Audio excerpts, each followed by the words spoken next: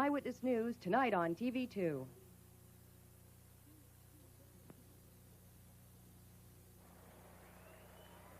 The city of champions and the home of the family. Three Rivers Stadium is the scene tonight as the renewal of the battle between the Montreal Expos and our world champion Pirates continues. The adrenaline will be flowing as the stage is set. Rogers versus Blyleven.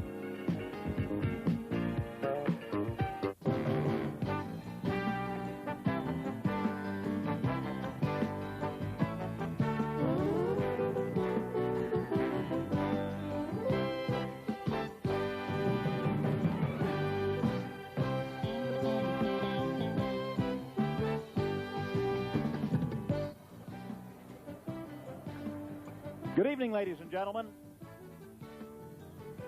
The Pittsburgh Pirate Television Network presents Pirate Baseball 80. Tonight from Three Rivers Stadium, the Bucks meet the Montreal Expos. Pirate Baseball is brought to you in part by Budweiser. For all you do, this Bud's for you. And in part by Mellon Bank, a neighbor you can count on. Messages promoting attendance at Pirate games are paid for by the Pittsburgh Athletic Company, Incorporated. And how do you do, ladies and gentlemen? I'm Dave Martin. With me is Nellie Briles. Lanny Fratteri will be along a little later. Tonight we're going to see the Pirates and the Expos, the two teams that waged a whale of a battle for the National League East title last year, as you well remember. The Pirates finally went into first place on the 5th of August. They stayed there until the 12th of September. From then to the end of the season, it was a seesaw battle, a thrilling, exciting battle between these two teams. With one game to play, the Pirates led the Expos by only one game. Pirates won it by 2. And, Nellie, what, in your opinion, did turn the tide? Well, I think it was the Pirates coming out of last place in early April, meeting the challenge of the Expos in September, went in with just 1 percentage point behind the Expos. By the time the series was over, they were 2 games up. And this, basically, is how they did it. On September 17th, the first of these 2 important games, Dave Parker's 2-run double provided the margin. And with an ailing Don Robinson strong performance, gave the Pirates a big 2-1 victory. Then in game 2, Omar Moreno scores. But unfortunately, the Pirates can't hold that lead. And after the Expos tied the game, it was Kent Tekulve and Grant Jackson who shut down the Expos. Then Captain Willie Stargill's 2-run homer gave the Pirates the win, and the family was thinking pennant. And Dave, they're going to be thinking pennant again this year. They want to repeat. And the key is going to depend on what club gets the best consistent pitching all year. Well, tonight we're going to see 2 of the game's best pitchers, Rogers and Blyleven. The Pirates and Expos played 3 times last week in Montreal. They were all 3 bitter cold afternoons, but the Pirates won 2 of those 3. However, the game they lost was the game that Steve Rogers pitched against Burt Blyleven, a 3-2 decision, a tough luck loss for Burt Blyleven. That's the pitching matchup for tonight, and we'll be back with all the action right after this.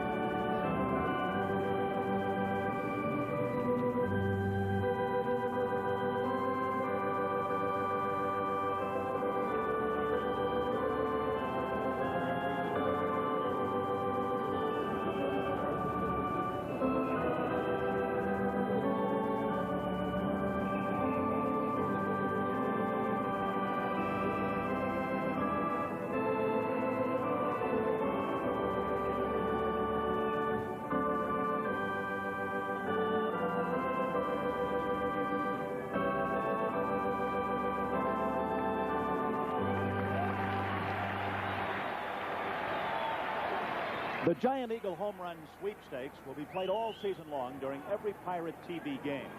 To enter, pick up an entry card at any of the 45 Pittsburgh area Giant Eagle locations and send to Giant Eagle Home Run Sweepstakes, Box 227, Pittsburgh, Pennsylvania, 15230.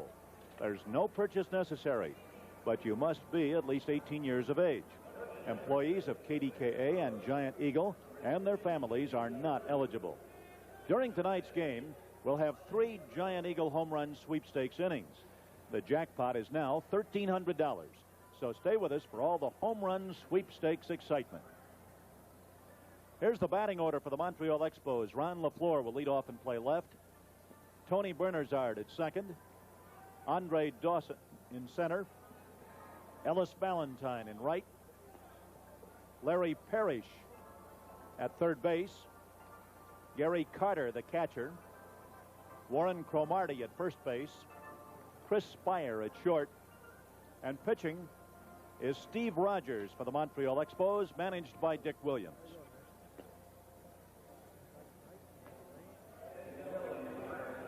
Defensively for the Pittsburgh Pirates, we'll have Mike Easler, number 24 in left. Omar Moreno be patrolling center field, number 18. Dave the Cobra Parker is in right field, number 39. Willie Stargell playing first base, team captain. Phil Gardner at second. Tim Foley, number 10 at short. Bill Madlock at third, number 5. Behind the plate, catcher Ed Ott, number 14, and on the mound, Burt Hardluck Blyleven, number 22. Okay, we're ready to go here in the first of a 3-game series. First game of this homestand at Three Rivers Stadium. And leading off for the Expos is Ron LaFleur. I want to remind you that tonight at 9 o'clock, we will carry President Carter's news conference live. Particularly important news conference, and here's the first pitch to LaFleur on the Iranian crisis, and you will hear it in its entirety and live at 9 o'clock tonight here on this station.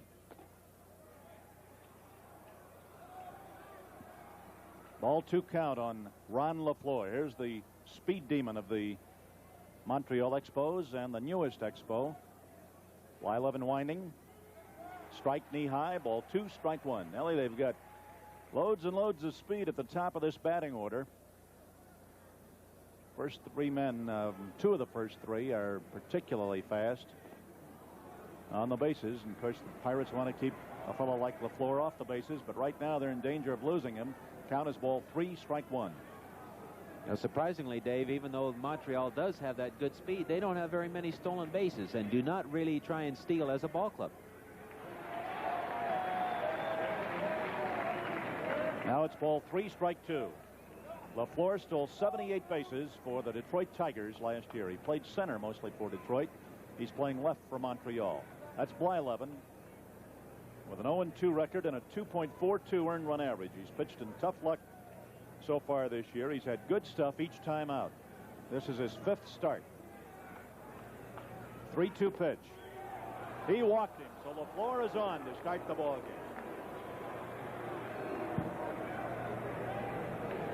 Tough way to start. Walking that speed merchant. Here's Tony Bernazard, who had a home run off Blyleven last Wednesday in Montreal. Bernazard is in the lineup in place of Rodney Scott, who's been benched for weak hitting.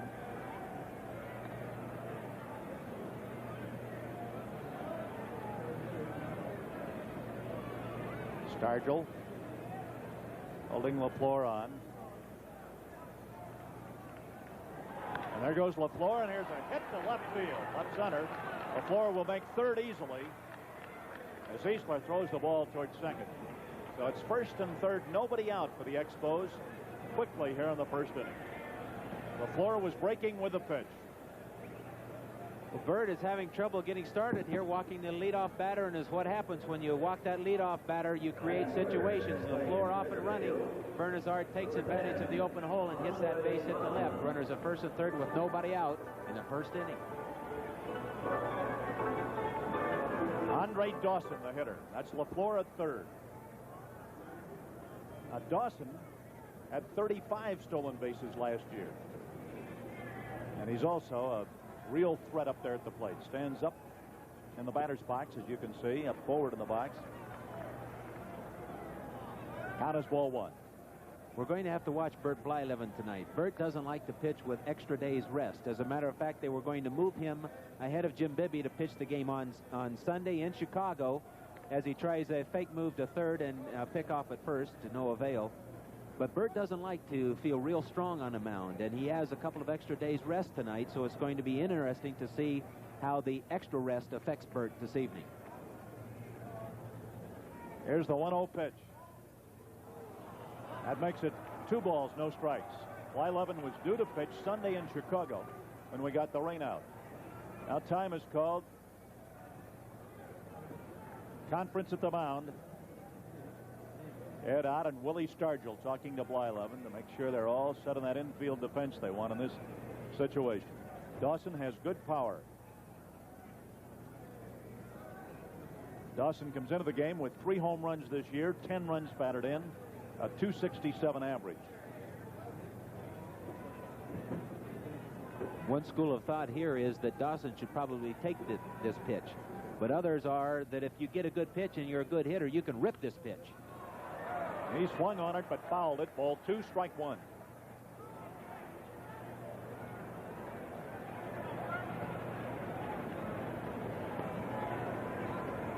The plate ump is Colosi. We have Brocklander, Harvey, and Olson on the bases tonight. Blyleven roughing up a new baseball.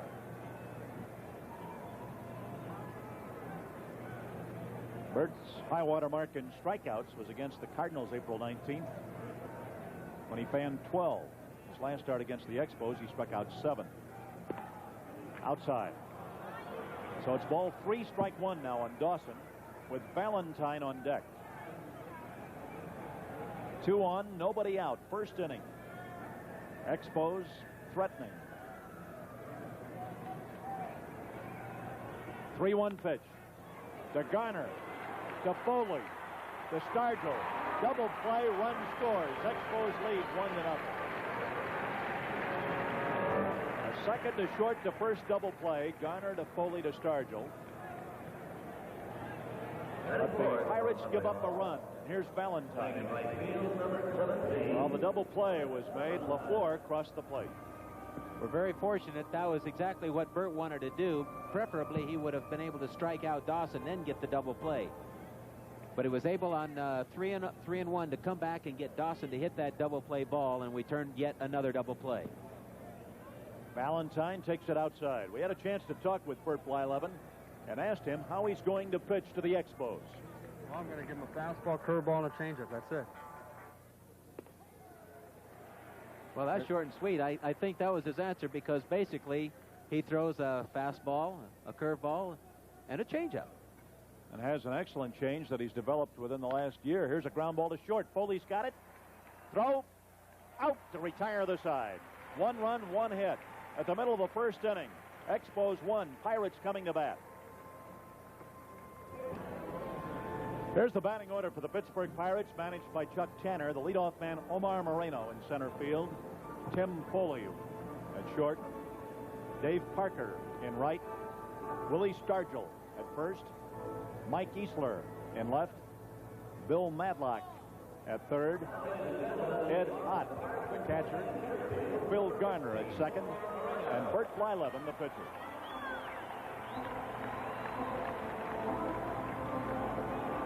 Defensively behind Steve Rogers tonight will be Ron LaFleur in left, Andre Dawson in center, and Ellis Valentine in right. Warren Cromartie will be at first, Tony Bernazard at second, Chris Spire at short, Larry Parrish at third, Gary Carter behind the plate, and on the mound, Steve Rogers. Omar Moreno just fouled off the first pitch by Steve Rogers here on the last of the first inning. Omar hitting .237, no homers, 3 runs batted in.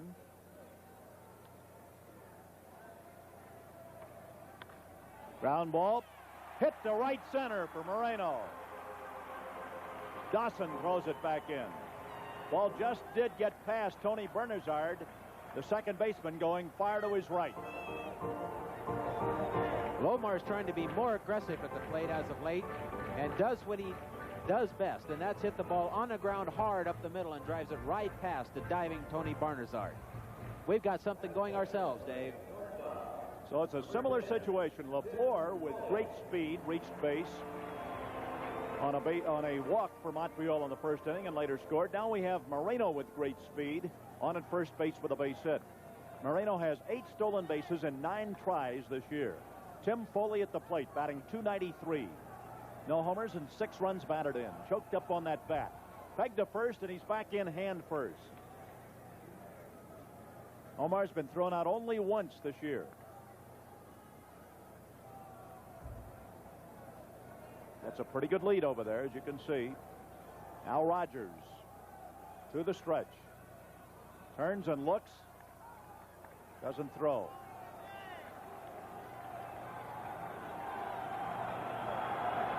Now he throws. See, the great speed of Moreno now makes the pitcher worry not only about the hitter, but about the runner. He's got 2 things to think about.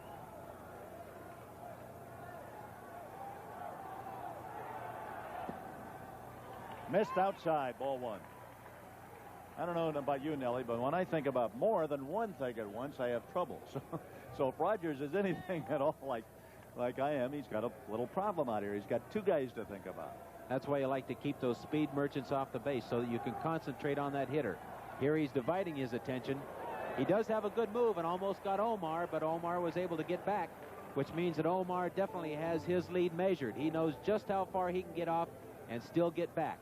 He's also seen Rogers' best move so that he's getting him timed right now.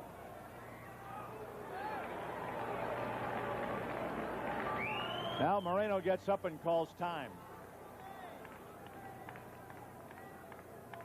Steve Rogers looking over the baseball. This guy is the oldest Expo in point of service. Been with the Expos longer than any other player now on their roster. Pitch out. Moreno stayed at first. The guessing game going. The Expos thought he would be going that time, and he wasn't. The Expos guessed wrong. Count is ball 2. 2-0 now. The pitch puts Rogers in the hole with the batter, Foley. He's back, but he had to reach out with that long right arm.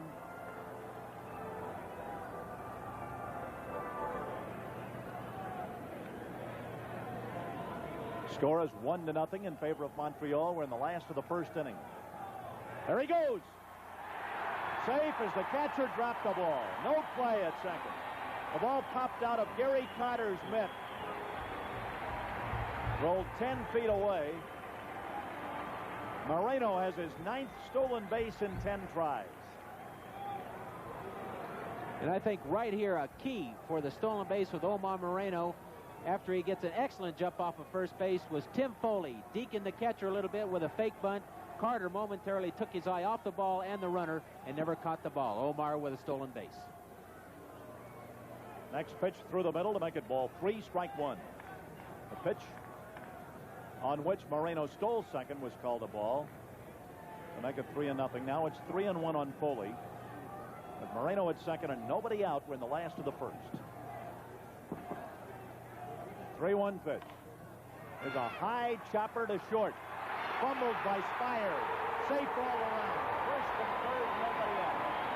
Same situation the Expos had at the top of the first. This is just a good break for the Pirates as Foley is jammed on a good pitch by Rogers, but he hits that high chopper and a charging Spire just can't come up with a very difficult play. Foley at first base. And Dave Barker, the Cobra, waiting to strike.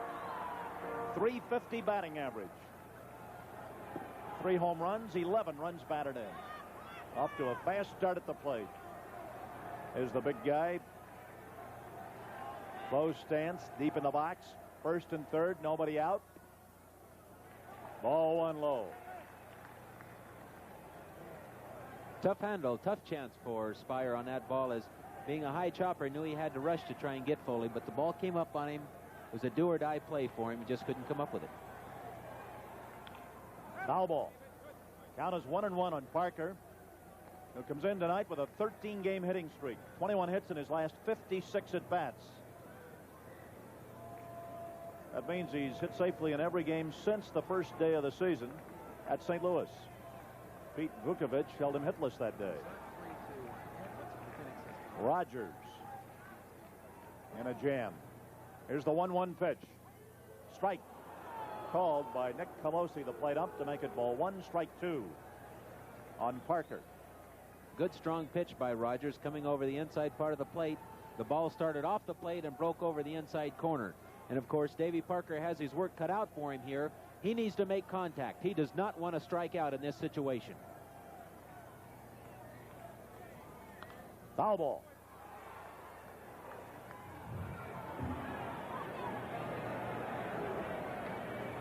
Parker has struck out 7 times this year. You expect power hitters to strike out a little more than other hitters.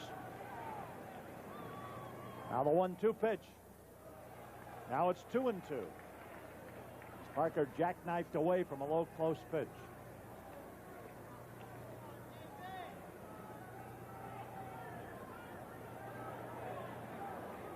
I'll tell you, he's ominous looking at the plate, isn't he, Nellie? It's got to scare you if nothing else, but he does more than scare you. He does the job. And he's off to a great start this year.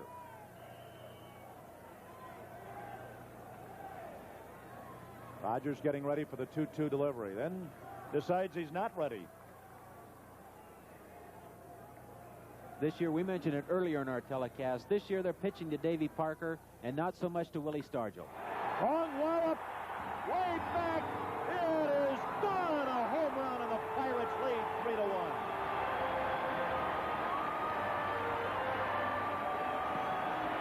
Man alive. Dave Parker parked one into the right field bleachers. Facing the front bleachers. That's home run number 4 for Parker, and the Pirates lead 3-1. You know, and what happens when you have to pitch to Parker instead of Stargell? Nothing but the worst, as Davy got all of this ball. There was no doubt as Ellis Valentine just watched the ball sail over the fence for a big first-inning 3-run homer for the Cobra. It was labeled home run at the crack of the bat, and here is Willie Stargell. Strike on the outside corner. So the Bucks waste no time in coming back. Stargell hitting .240, 1 home run, 4 runs batted in. 3-1 Pirates, first inning. Change up. He fooled him with that pitch, and it's 2 strikes on Stargell.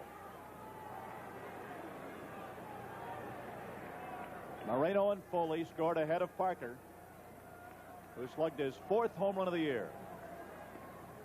Strike. He's out. Stargell backed away from the pitch. The ump called it a strike over the inside corner knee high, so he's called out, and that's the first out. So Rogers finally concentrates and makes a very good pitch. I think Willie gave up on this ball a little early, and the ball had real good movement toward the outside part of the plate and got the called strike. Here's the hitman, Mike Easler, red hot, batting .421 on the pitch to him. Strike called outside corner. Rogers, the good pitcher that he is, learns that you can't just challenge everybody all the time, is starting to mix his pitches a little better and change speeds. Count goes to ball 1, strike 1. Parker homered off Rogers last Wednesday in Montreal. He homered with 2 out of the 9th inning to make the final score 3-2 for the Expos. Change up, check swing, and a strike to make it ball 1, strike 2. Parker has now homered off Darrell Knowles, Pete Vukovich, and Rogers twice this year. Knowles the only left-hander.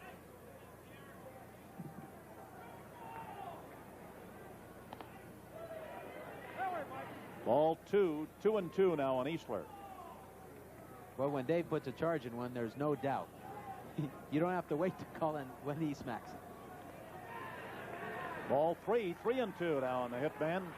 Easler got his first start 1 week ago today in Montreal. He has started every game since. This is the 5th straight game he has started. Bernazard has it. Out at first, and there's 2 gone. Bernazard to Cromartie, second to first. There's 2 out, and it brings up Bill Madlock. Rogers kind of rooting for himself with that gesture. Number 45. Madlock is hitting .263, no homers and 3 runs batted in. 2 out, nobody on. The Pirates lead 3-1 in the first inning. Strike. Fastball hit the outside corner. You sure wouldn't think with these 2 pitchers going against one another tonight that we'd have as much action this early in the game as we've had, but tonight's might be an off night for both sides. Foul ball outside of first. It is out of play. Cromartie was ready to climb the fence, go right into the seats after that one. You know, conceivably, he could have climbed over that railing down there. Look at this. He has an idea of where he wants to go, but the arms aren't long enough, and a fan definitely, I don't think, played much ball before. His hands are pretty hard with the ball bouncing out of his hands that far. Count us 2 strikes on Madlock as Rogers gets ready. Blew him back with that pitch to make it 1-2. Rogers is not a particularly good fielding pitcher. 1-2 pitch. Ground ball to short. Fumbled by Spire. Spire has already made 1 error in this inning, and that could also be called an error. I'll wait for the official ruling, though. Madlock gets a lot of wood on the ball, but hits it toward the shortstop side of second base. And Spire was able to get the glove down, but not able to let the ball roll into it. And it's definitely an error, and he again puts Rogers in the hole. Now the Montreal trainer is on the field to take a look at Chris Spire. And Bernazard,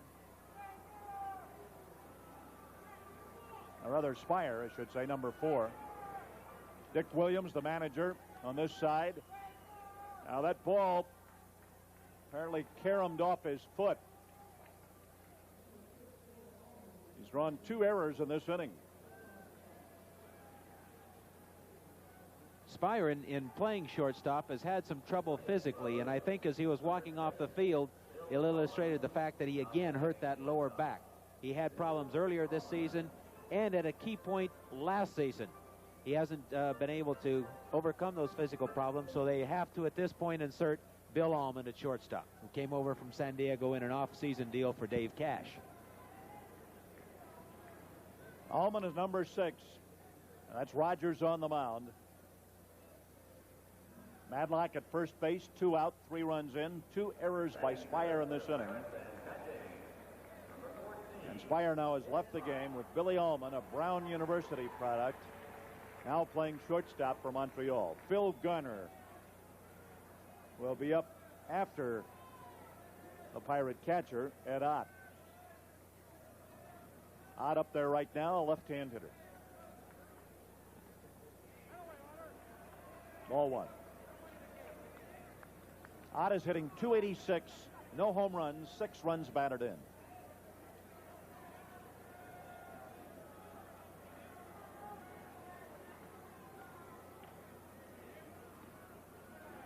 Count goes to 2 balls, no strikes on Ott. Second game of this series tomorrow night. Bill Lee is slated to pitch for the Expos. That should be interesting. Bill is one of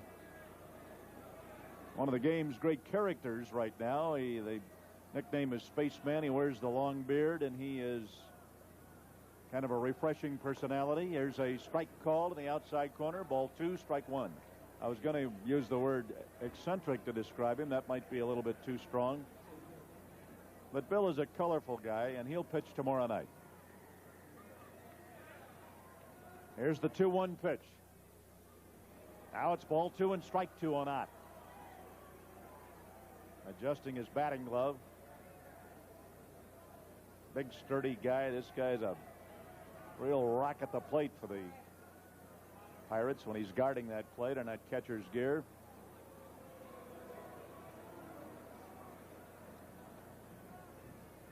Madlock has some speed, but he also has an aching knee.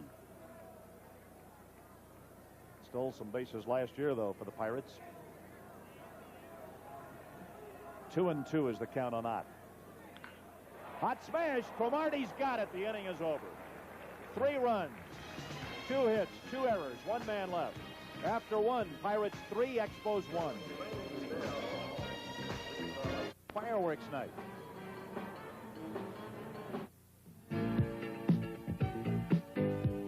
Saturday night, May 3rd, will be the first of 3 great fireworks nights at Pirates games this season at Three Rivers Stadium. This is second baseman Phil Garner of the Pirates. This year, Lay's and Ruffles Potato Chips are sponsoring our fireworks nights, so they promise to be better than ever. Why not bring your whole family to our game with Atlanta on Saturday, May 3rd, and see baseball's best fireworks display? We are family. Burt Blyleven gets ready to start the top of the second inning. He'll face Larry Parrish first of all. Big, powerful right-hand hitter off to a fast start with a .340 average. First pitch to him. Ball 1. He's really matured at the plate in the last 2 years, coming up not only with a higher batting average, but displaying that power that they thought he had all along. Foul ball. So it's 1-1. Parrish hit a home run off Blyleven last Wednesday in Montreal, and then he followed that up with a great game in Atlanta over the weekend. He drove in 7 runs in 1 game against the Atlanta Braves. However, the Expos lost that game 8-7. Good curveball that time, and it's ball 1, strike 2. Blyleven known for his sharp breaking curve. Curve was high to make it 2-2. Burt tried to show him a little type of different breaking ball that time. Dropped down a little bit, but got just a little under the pitch with his wrist and kept it up high. Fly ball should be caught in left center field. Moreno under it and has it for the first out. Parrish is out, and it brings up Gary Carter.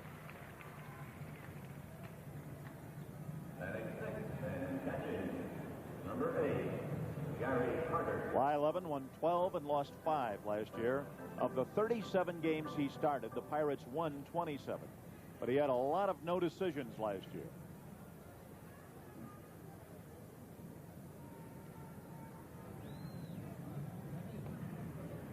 Strike to Carter, strike 1. Chris Spire, the Montreal shortstop, injured in the first inning, left with a strained back, we're told. Foul ball. Count a strike 2 on Carter. The Montreal catcher hitting .232 with 2 homers and 8 runs batted in. It gets to be very frustrating for a veteran ball player when the injuries keep you from producing the way that you know you can. And Spire has been an excellent offensive ball player in the past, very adequate on defense with a rifle arm, and for these nagging injuries to keep him continually out of the lineup, I know it has to be very frustrating for him. Pop fly ball in the infield. Stargell has it in foul territory. 2 out. Special hi tonight to Pam Nicosia, just home from the hospital with new daughter Kelly Lynn, both doing fine. Steve Nicosia, proud, happy father, Pirate catcher. Pam's home tonight and watching the game. Hope she's enjoying it. Here's Warren Cromartie. Boy, and the ropes that he was passing out in Chicago as a proud pop of those cigars. I don't know where he found them, but they had to be the strongest cigars I've ever smelled. Ball 1 to Cromartie. .358 batting average, 3 homers, 7 runs batted in. Fly ball to left. Easler has it to retire the side. Nothing across. At the middle of inning number 2, the Pirates 3, the Expos 1.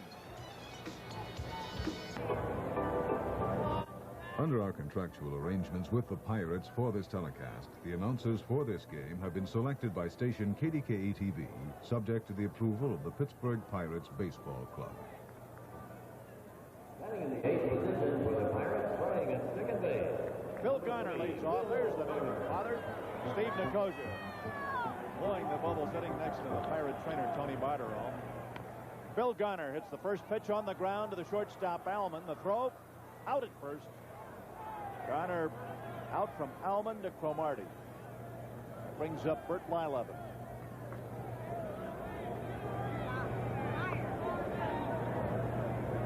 As Rogers, shooting for his third one of the year. His earned run average, 4.68. His earned run average not nearly as impressive as Blyleven's. Steve has a couple of wins, and Burt is still looking for his first one. There's Burt's ERA, 2.42. Rogers seemed to be looking for the answer in that baseball. Talk to me. Tell me what in the world I've been doing wrong. Give me the answer. I've never had one talk back yet. I thought there were some answers in it, too.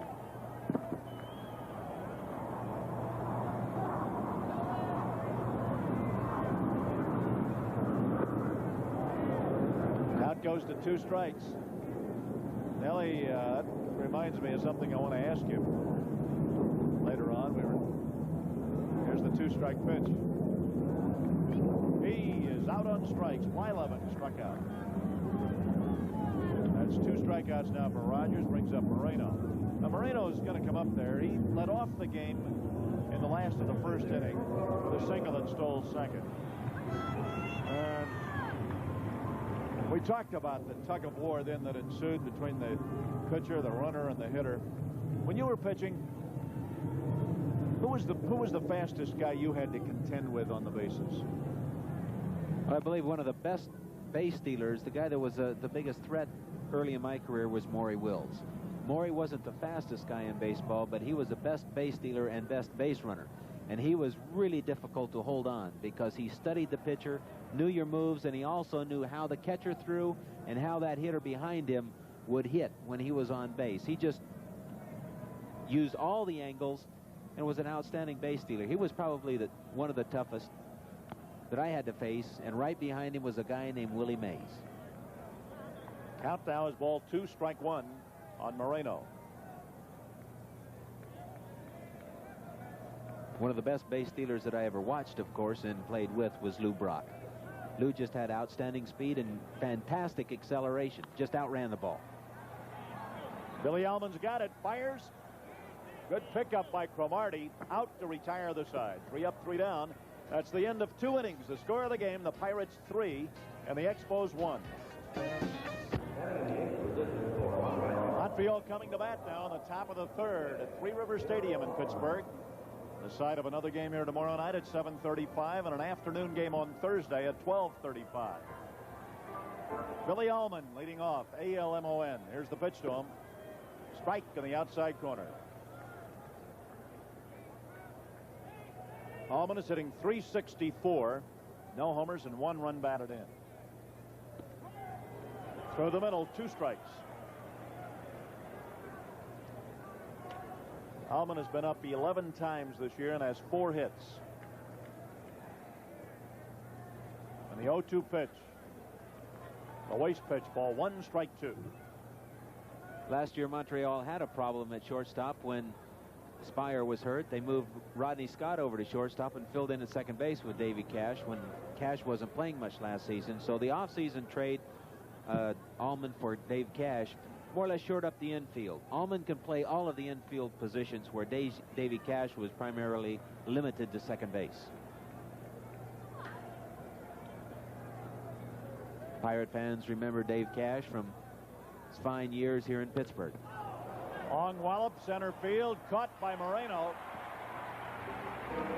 Hit that ball pretty hard, but Moreno raced into left center and caught it for the first out. That brings up the Montreal pitcher, Steve Rogers. Steve is the pride of Broken Arrow, Oklahoma. Moreno going back to his position. Here he is. Rogers.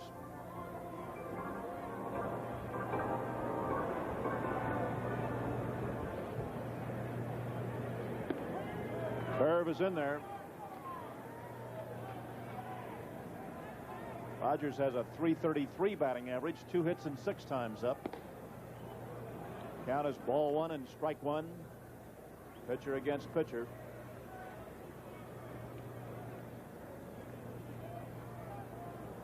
1-1 pitch, foul ball. Ball one, strike two. We're in the third inning with the Pirates leading 3-1. Pirates have 2 hits. The Expos have 1 hit. 1-2 pitch.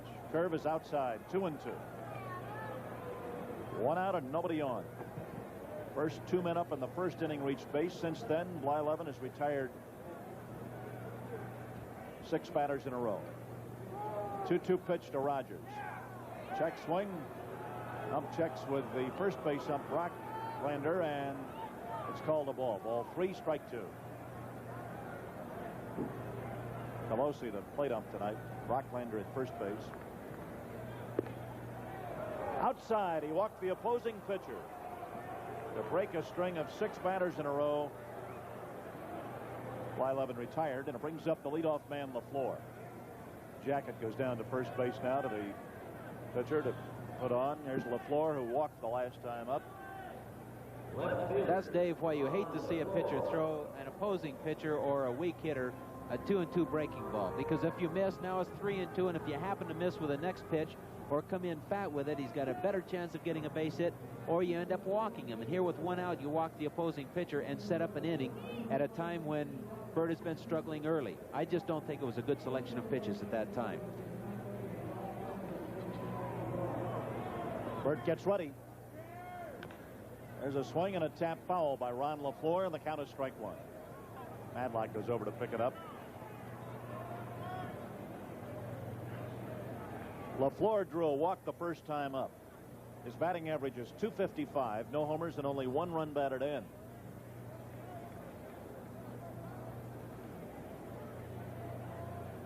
He's a much more productive hitter than that normally. Curve, a beauty. That's 2 strikes now on LaFleur. He took that pitch.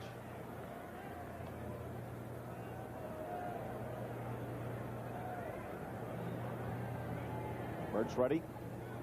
Way outside. Ball 1, strike 2.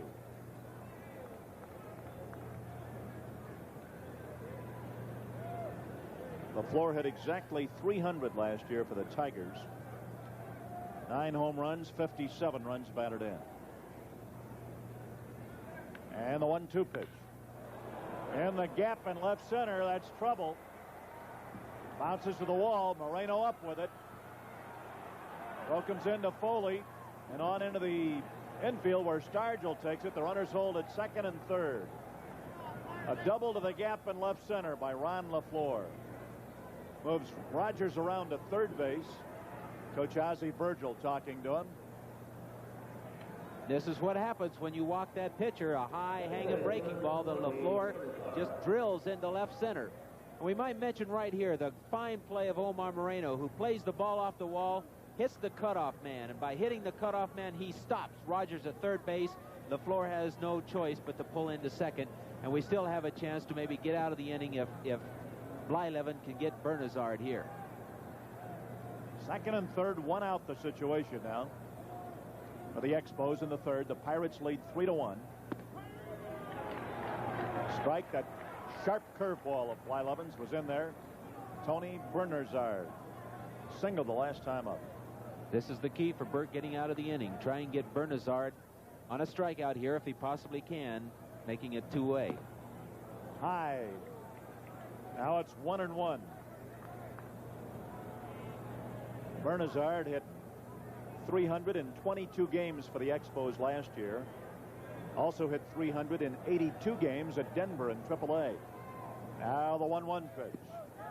Curve. Strike. Third base umpire Andy Olson made that call. You saw the plate ump check with Olson. This is a difficult call by an umpire. Did he go around or didn't he? And I see his hands way out past the plate. He most certainly did. So it's ball 1, strike 2 on Tony Bernazard. Switch hitter, batting left-handed. Good pitch on him, Burt. You need to get him here. Go to second. He is safe. Foley got in there quickly, took that throw, and LaFleur was nearly picked off.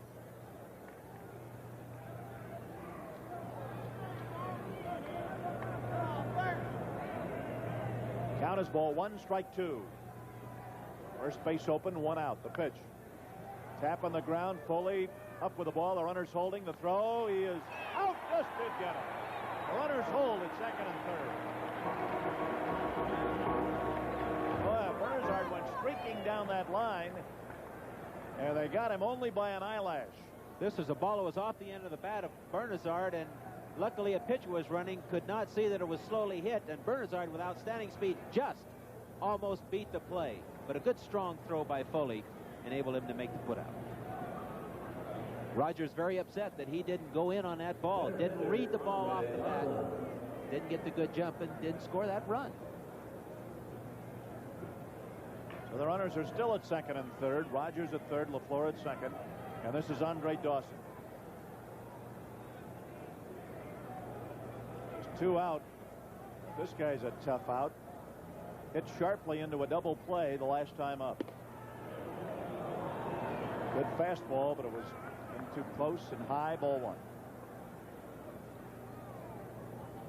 Most of these Expo right-handed hitters are good fastball hitters, like the ball out over the plate. So Burt's going to be working them tight with that fastball and getting his breaking ball over. Hop fly, right field. Could be trouble. Yeah!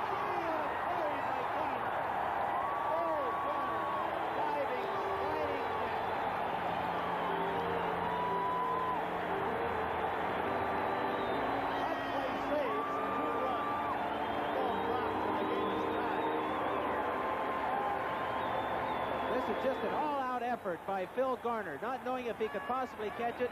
Makes a fine two-run diving save. What a save he made. At the middle of the third, Pirates 3, Expos 1. This is it. Ed McCracken of Tarentum, Pennsylvania, can root the Bucks home during this half of the third inning.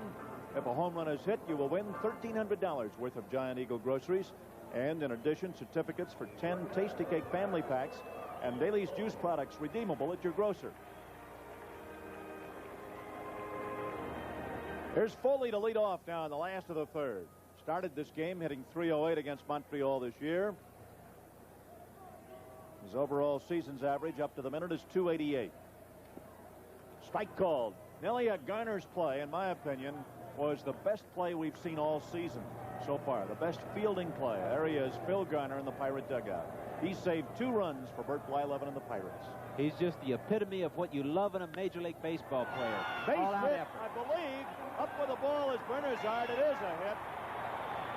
Foley slashed it through the box. Bernazard got to it behind second, but saw that he had no play, so simply held the baseball, and Tim Foley has a hit. Foley was just able to roll the ball right up the middle, and it just went right to the left of second base, and neither the shortstop or the second baseman could cut it off, and Tim beat out an infield hit. There's Parker, who has hit home runs his last 2 times up against Steve Rogers. We were saying when Foley got the base hit that Phil is actually the epitome of what you love to see in a Major League Baseball player. All-out effort 100% of the time. Ground ball to Cromartie, up with the ball, steps on the bag, and Foley is safe at second. Parker is out to Cromartie unassisted. And there's Foley at second base. He was quickly down to second. The ball was hit just a step off the bag to Cromartie, who got Parker, and it brings up Stargell. Here's Willie having a conversation at the plate before he steps in. Called out on strikes the first time up. Teammate at second with 1 out. Pirates lead 3-1 in the last of the third. Curve, and he fouled it. Off to the right, strike 1. I wouldn't be surprised in this situation if Rogers doesn't try to pitch around Willie and make basically a young hitter beat them instead of a powerful Willie Stargell. Interesting figure. 37 home runs hit by Stargell against Montreal, more than any other player. Even more reason to pitch around him.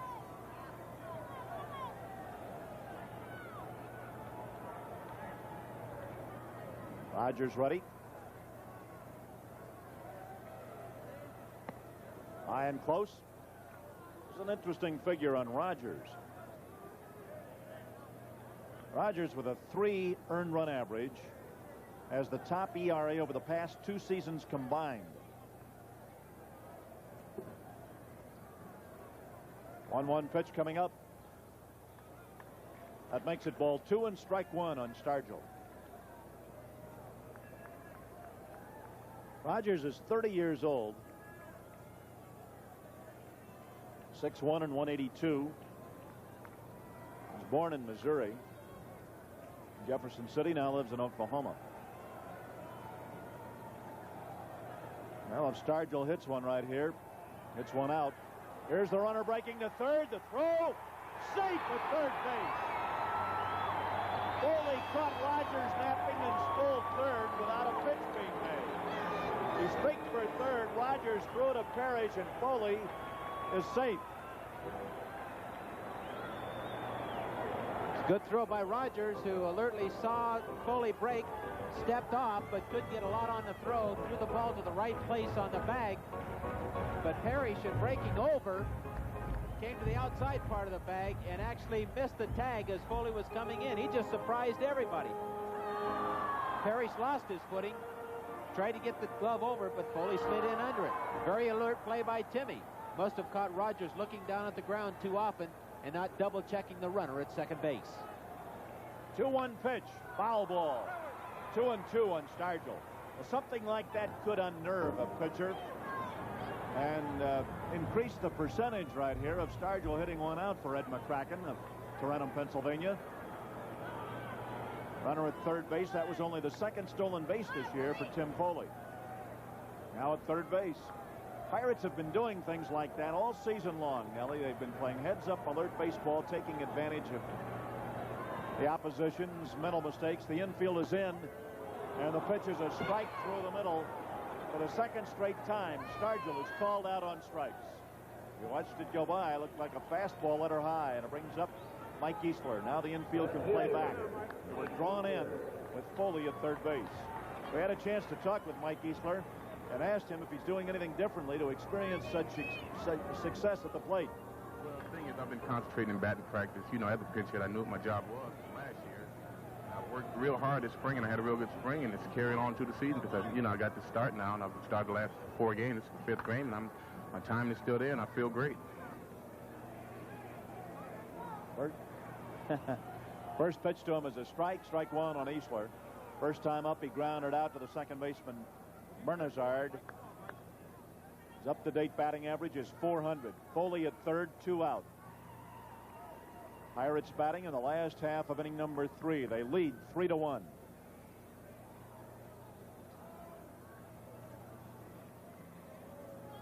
Mike crouches at the plate, as you can see in the pitch. That makes it 2 strikes on Eastler. Now, believe it or not, that last pitch to Willie Stargell was not the pitch that Rogers wanted to make. He wanted to make that pitch right on the inside corner, and that ball ended up going right over the middle of the plate where Rogers didn't want to throw it, and I think it surprised Willie that the pitch was that good and ended up taking it for a called third strike. Mike has 3 home runs this year. Ball is high. So it's ball 1, strike 2.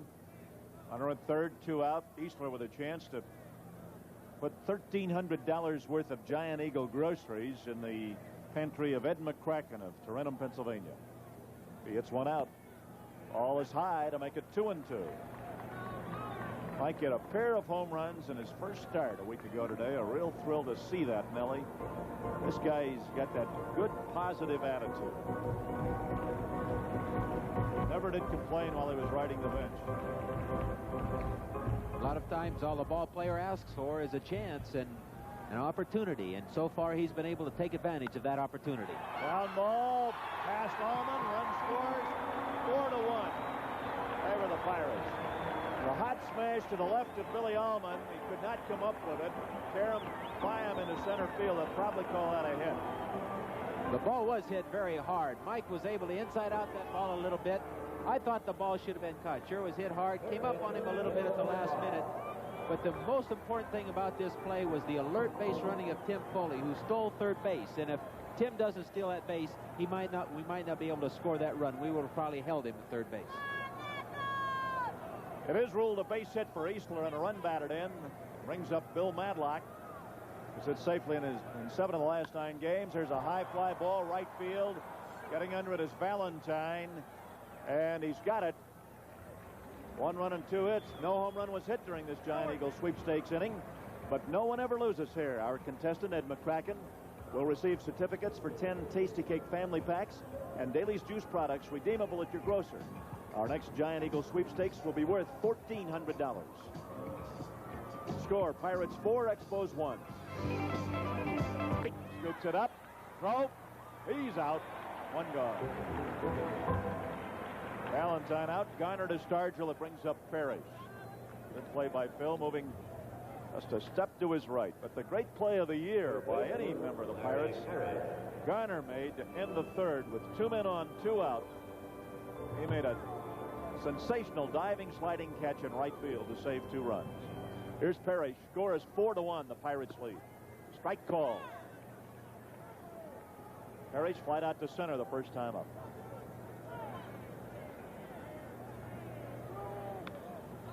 Foul ball. Now, Nellie, I've got a note on Blyleven.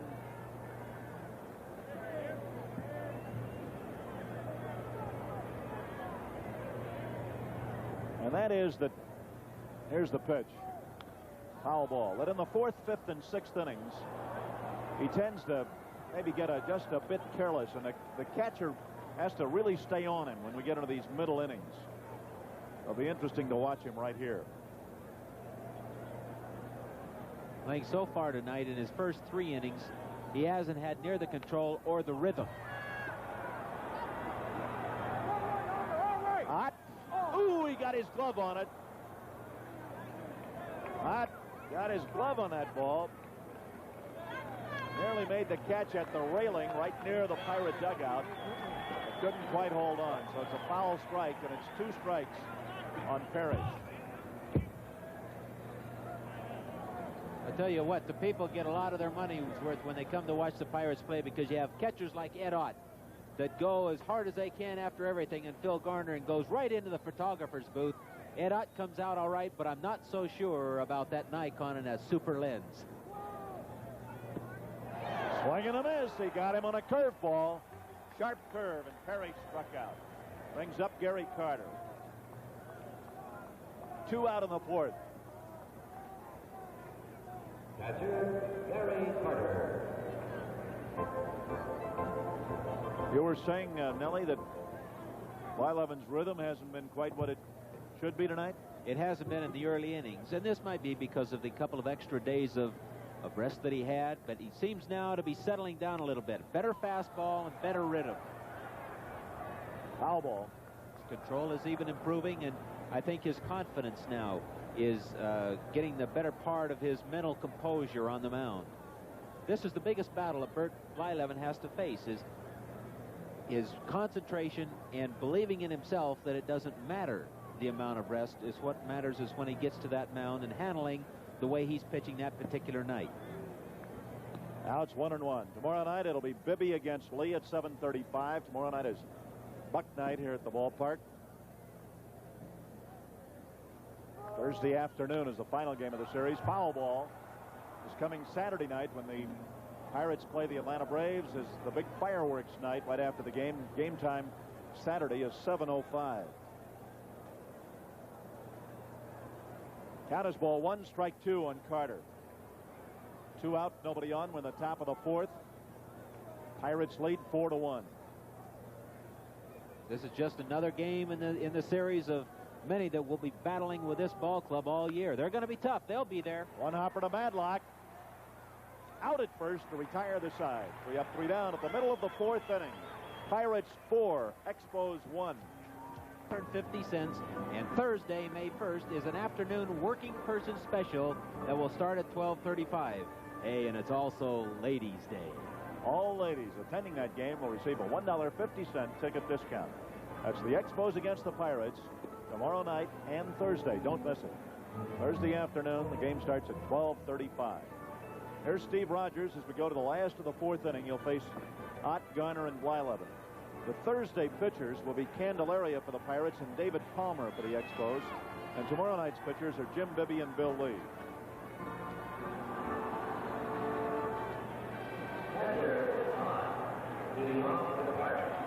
Here's Ed Ott. Pirate catcher. He grounded to the first baseman Cromartie the first time up. Ball one. Pirates have been seeing a lot of right-hand pitchers, so Ed Ott has been getting a lot of playing time. He and Nicosia platoon behind the plate. He's hit center field. Dawson after the ball. Hit number 5 off Steve Rogers. Brings up Bill Garner.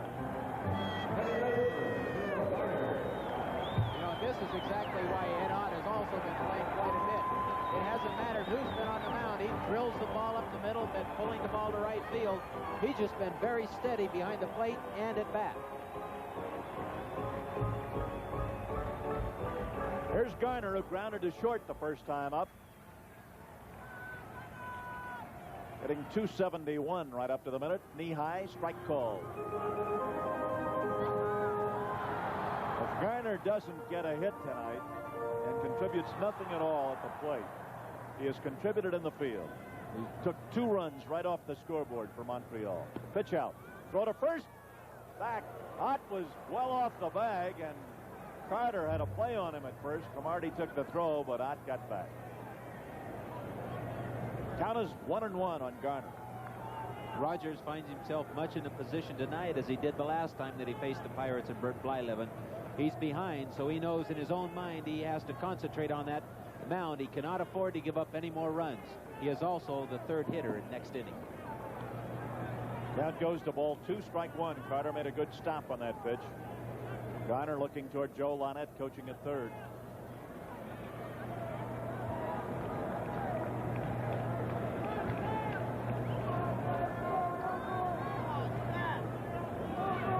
Now Rogers ready. 2-1 pitch with Ott going. Foul ball. Ott broke with a pitch. Garner fouled it off, so now it's 2-2. Bill Garner from the University of Tennessee facing Steve Rogers, who graduated from Tulsa with a Bachelor of Science degree in petroleum engineering. There he is. Rogers collects coins and Indian arrowheads and likes to do crossword puzzles. 2-2 is the count. Here's the next one. Foul ball. Still 2-2 on Garner. One puzzle that Rogers hasn't been able to solve tonight has been the bats of the Pittsburgh Pirates. Pirates got 3 in the first on Parker's 3-run homer and added another run in the 3rd.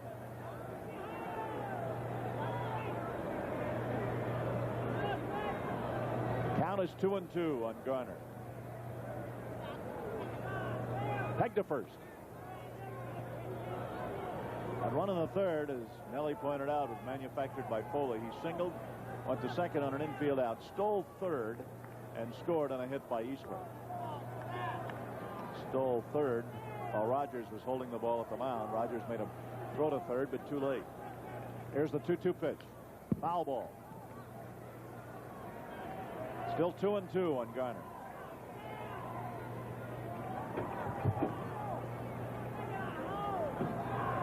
Perfect, ideal baseball night tonight. Flagpole is limp. There's no wind. Outfield is playing Garner straight away. Rogers getting the sign. Count is 2-2. Out at first, nobody out. Pitch. High fly ball, right field side, foul ground. It is out of play. First or second row of the seats. First row. Tough angle for Cromartie going back, and also for Bernazard. So it's still 2-2 as Gary Carter walks back to the plate.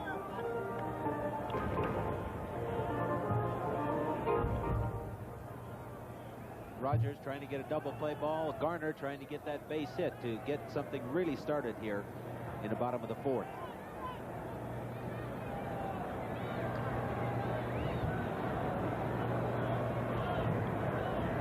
Now he's all set. Hop fly on the foul ground. The catcher Carter makes the grab for the out. Garner fouled out. The Carter brings up Blyleven. Dave Martin with Nellie Bryles and Lanny Fratteri.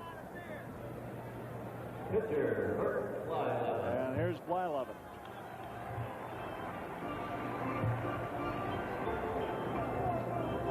Last Pirate pitcher to pitch 3 straight complete games. Pirates have been getting good pitching, though, so far this year. And the delivery. He's ready to bunt it and does bunt it foul. Foul ball. Bunting with 1 out. You wonder perhaps why a manager would have a pitcher bunt with 1 out. I guess the biggest reason is to avoid a double play. That's one reason. Stay out of the double play, perhaps. Another reason is you're playing for that additional run. That 4th run out there could be the run of the ball game. You try and get that man over. You still have Moreno and Foley with a chance to drive him in. Strike. He tried to bunt it and missed. 2 strikes.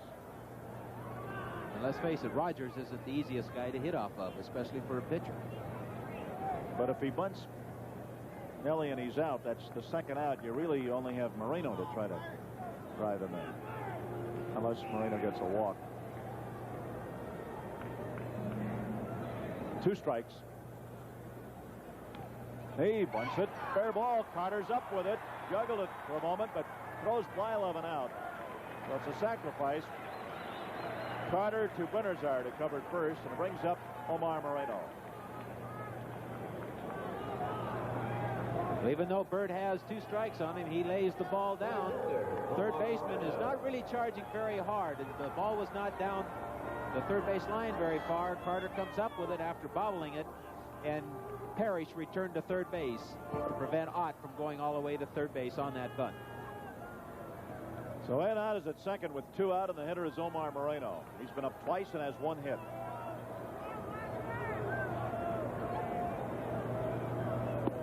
Outside, ball 1.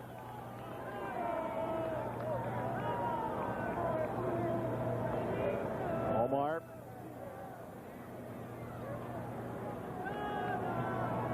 The antelope up there, left-hand hitter. Well, when we came out tonight for the ball game, Nellie, you couldn't help but notice the contrast in weather from the weather we had all last week in Montreal and Chicago. First thing Omar said to me was, "This is my weather." Here's the pitch to him. It's a strike, and it's 1-1. I really notice a difference tonight because my nose isn't dripping on my scorecard as it was in Chicago. I tell you, that was a cold trip we had last week. That's good. You were in Chicago Saturday. 1-1 on Omar. 2-1. Saturday in Chicago was the coldest day of all last week. One day seemed to be colder than the previous one. That's good for us. Makes us appreciate the warm days. That's right. But enough's enough. 2-1 on Omar. The next one. There's a fly ball left field. LaFleur coming in. He's got it to retire the side. No runs and 1 hit. Lanny Fratteri will be along to carry you the rest of the way. This is Dave Martin with Nellie Bryles, and after 4 innings, Pirates 4, Expos 1.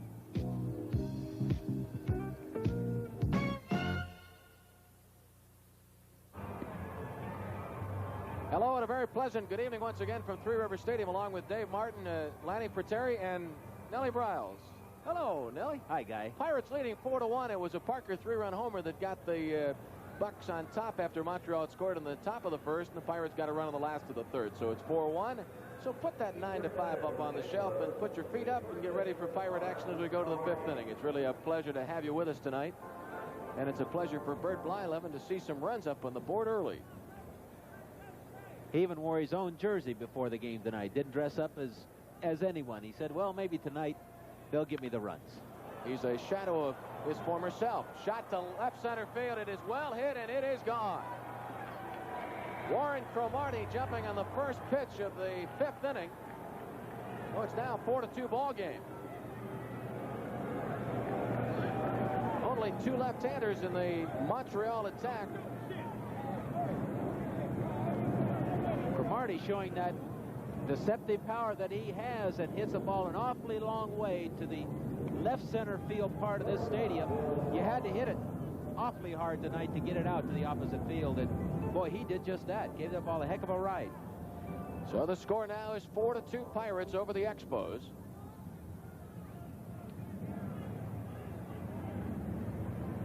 Where's I told you Dave? if I came over here, I'd have some fireworks. That's It's the right. wrong team that got him going here. Here's Billy Allman. For Cromartie, it was his 4th home run of the year. Well, Dave gave up 1 run, so you're allowed 1. Okay, But that's it. That's it. Pop to second baseman Phil Garner. And 1 away. Allman retired 1 down, and Steve Rogers is going to bat here in the 5th inning. Dick Williams has Steve Rogers. been warming up Freddie Norman in the bullpen. But here in the 5th, Rogers going to bat. Rogers walked his first time up. 4-2. Pirates lead. Montreal batting in the 5th inning.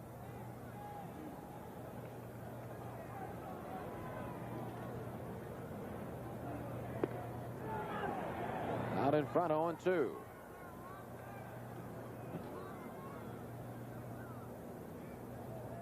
Blyleven in 4 1/3 innings, 1 strikeout, giving up a couple of walks.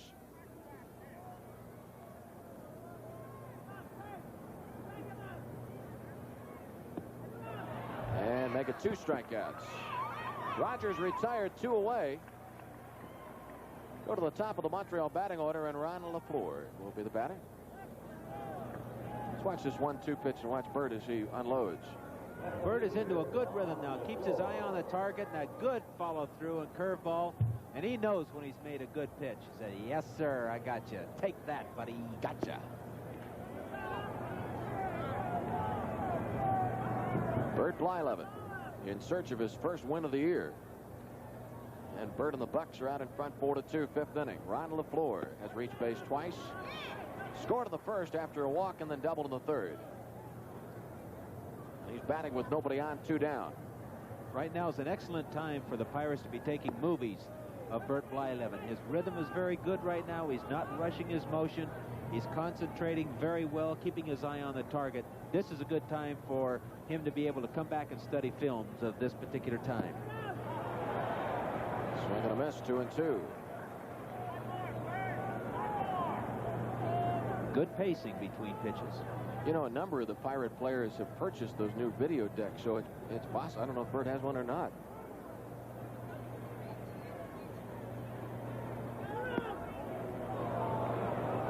Ball 3. Blyleven came down off the hill, looked as if he thought he had the strikeout. 3-2 on LaFleur. Nobody on, 2 down. 4-2, Pirates lead. We're in the 5th. And LaFleur draws the walk for the 2nd time. It's the 3rd walk issued by Blyleven. We'll have to edit that particular one out of the films that we were just taking of Burt. He must have heard me and just wanted to show me up, that's all. And I do think he thought he had the strikeout the pitch before. The 2-2 pitch. Here's Tony Bernazard. Switch hitter. Go to first. Ron LaFleur has 6 stolen bases. The league leaders are Rudy Law of the Dodgers and Omar Moreno of the Pirates. They're tied the league lead of 9. Good look at Bernazard. LaFleur's running. Ott's throw to Foley is in time. Ron LaFleur is gunned down. A good strong throw by Ed Ott.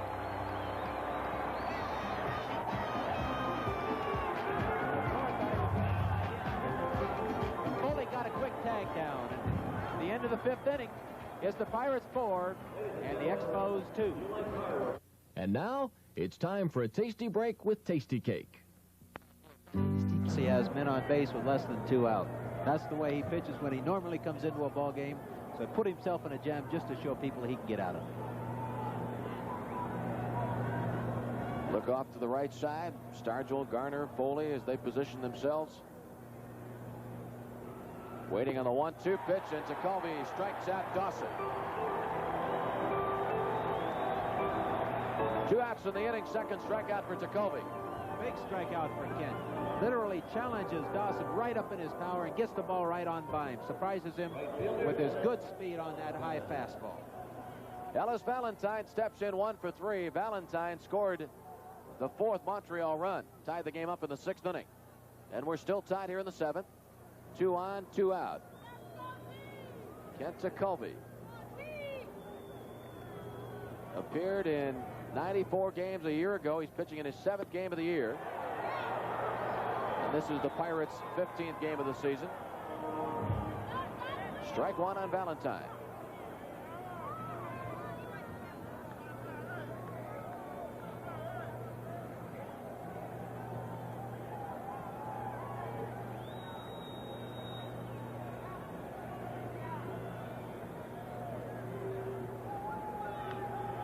Fouled back.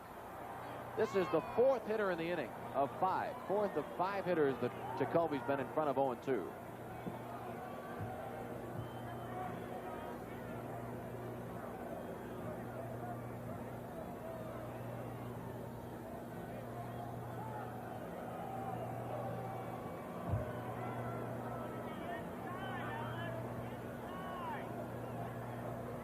Jacoby rubbing up the baseball as he steps down off the dark side of the mound.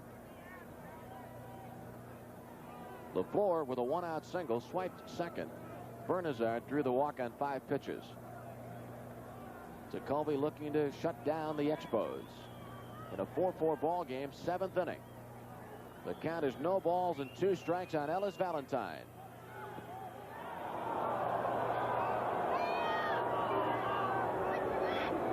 That was close. How can a hitter take that pitch? That ball was right on the borderline. Valentine took it like the ball was way outside and low. No chance of being a strike. And said like a true pitcher, Nelly. Thank you. Struck him out. Struck out the side. Rogers, Dawson, Valentine go down on strikes. Expos in the 7th, no runs, 1 hit, 2 left on. 6.5 innings of play. We're still tied at 4-4. And this is it. You can root the Bucks home during this half of the 7th inning. It's our Giant Eagle home run sweepstakes inning, and our contestant in the 7th is Bell Schroeder of Pittsburgh. And for Bell, we've got $1,400 on the line in our jackpot inning. Tim Foley, Dave Parker, and Willie Stargell, the batters, in addition to our jackpot certificates for 10 Tasty Cake family packs and daily juice products redeemable at your grocer. Foley's been on base 3 times. Falls behind Rogers 0-2. Foley reached on an error in the 1st, scored a run. Infield single, swiped to base, scored a run in the 3rd, walked in the 5th. It's a 4-4 ball game. Rogers showing why he's rated as one of the top pitchers in baseball. Gave up 3 runs early in the 1st inning on a 3-run homer by Dave Parker, but has only given up 1 run since that 1st, and that is why he's still in a ball game.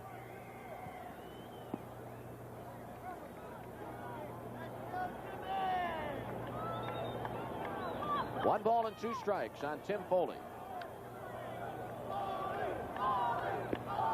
And Foley down on strikes. That is strikeout number 4 for Steve Rogers. 4-4 ball game, last half of the 7th. This is the opening game of a long homestand. Pirates are home right through May the 7th.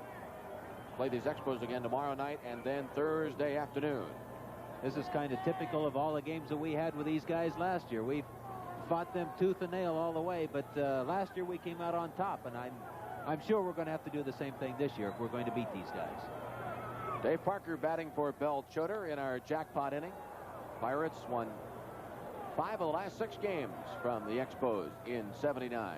Those big games coming down the stretch, and I don't think they were any bigger than the 2 in Montreal in September last year. Those were as exciting as any games you could ever hope to see. The big one, that one that went till 2 o'clock in the morning that Willie Stargell won with an 11th inning home run.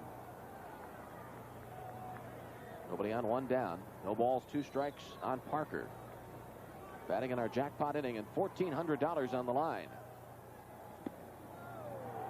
Also on the line, the difference in this ball game. A long ball would put the Bucks back out on top.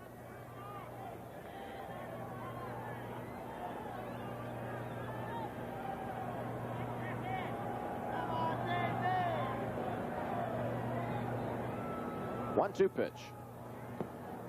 And down low.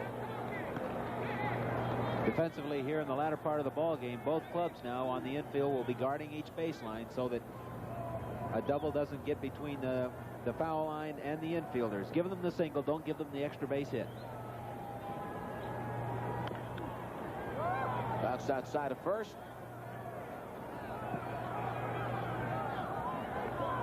Two balls, two strikes.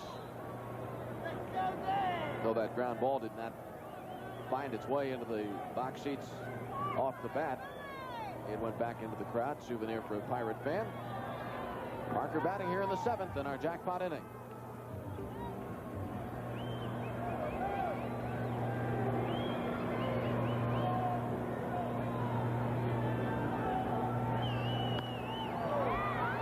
Popped into right.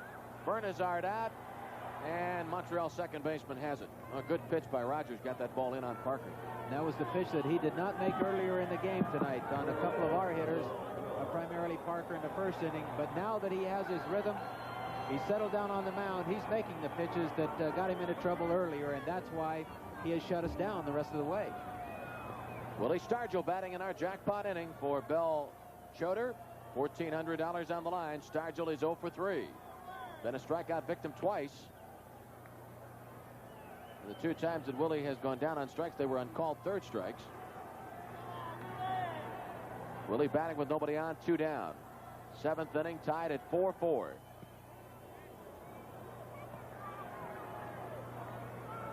Use a little 2-out magic from that big wand of Willie Stargell. A little of that gold and black magic.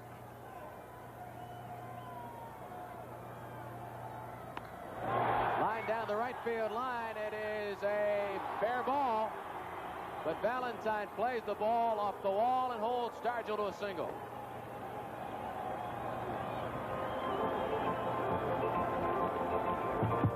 That line drive was not like the line drive that he hit in the 5th inning. This one was kissed and just did not have time to get up and out of the ballpark. He hit that ball on a line right off the 335 sign down the right field wall. There was magic in that bat, just not quite high enough to get it out of the ballpark. Moving into a tie with Tommy Leach. And Bill Robinson will be the batter. Bill's first plate appearance in the game. He came on in the 6th inning defensively, replacing Mike Easler.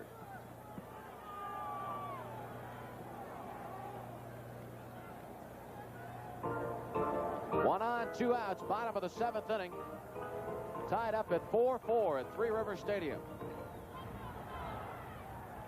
Trying to get back out in front of Steve Rogers and the Expos.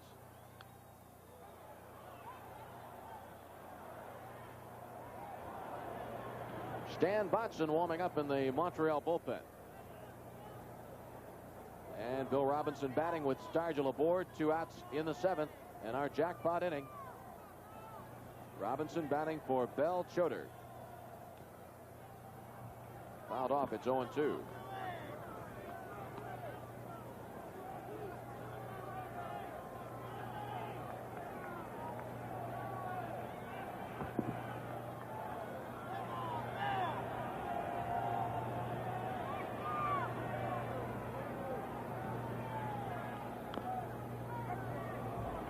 Bounced into the Montreal dugout. Count remains no balls, 2 strikes. Bill Robinson batting in the number 5 spot.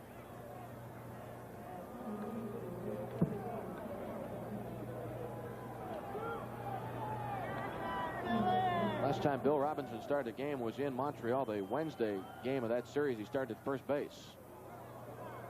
Started to open up, but kept the bat back, and it's 1-2.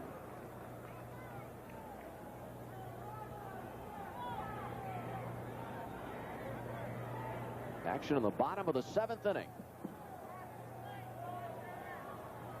1-2 pitch. Caught by Almond. Just hung up long enough for the shortstop of the Expos to make the play. No home run during this Giant Eagle sweepstakes inning. But for our contestant, Bell Choder, certificates for 10 Tasty Cake family packs and Daly's juice products redeemable at your grocer.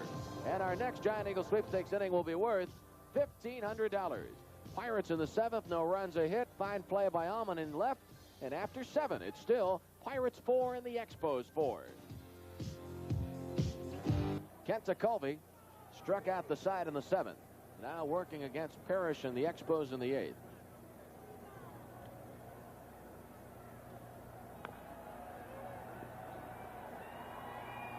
Just outside the first base bag, strike 2.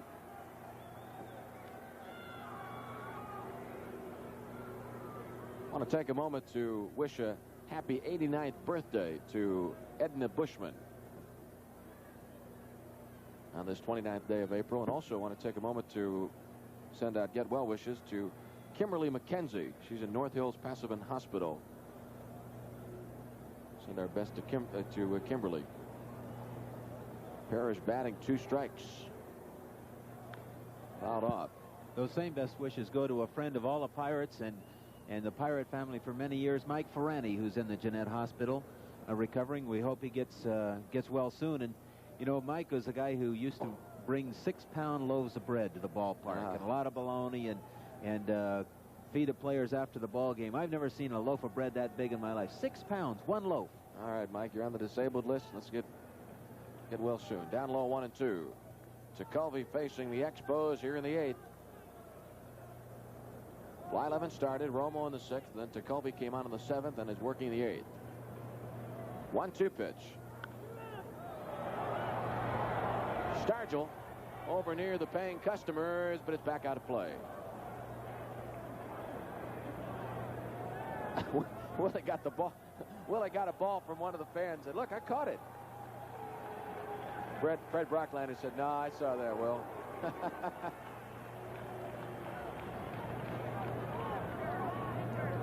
Nothing ventured, nothing gained. Give it a shot.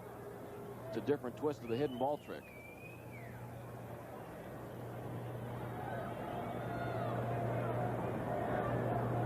Ladies and gentlemen, we ask you once again. 1 ball and 2 strikes on Larry Parrish.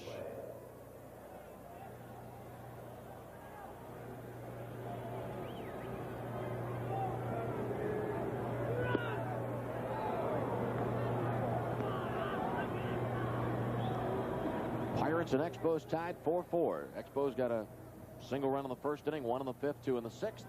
Pirates got a Parker 3-run homer in the 1st and a run in the 3rd.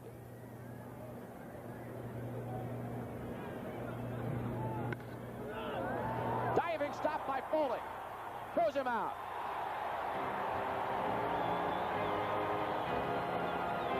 Well, we've seen some outstanding defensive plays in this game on both sides.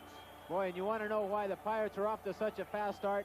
Plays like this are one of the reasons why that the Pirates are in first place in this division in April, a position that they have not been in before. Foley dives, makes an outstanding play, gets up quickly, and makes a fine, strong throw to get that first out of the inning here in the 8th. 1 away in the 8th inning. Game tied 4-4. Don't forget, this coming Saturday, May 3rd, when the Bucks take on the Atlanta Braves, date of the Pirates' first fireworks night of the season. Through the courtesy of Lay's and Ruffles Potato Chips, all fans attending the game will be treated to a spectacular fireworks display immediately following the game this Saturday. We invite you to call the Pirates at 323-5000 to charge your tickets by phone. That's fireworks night this coming Saturday, May 3rd, against the Atlanta Braves. Hope you'll be with us over the weekend against Atlanta. Carter batting, 1 out, nobody on. 8th inning in a 4-4 affair. Saturday, good day to bring your kids. That's quite a display, those fireworks. They really are impressive, and the game is going to start Saturday at 7:05. So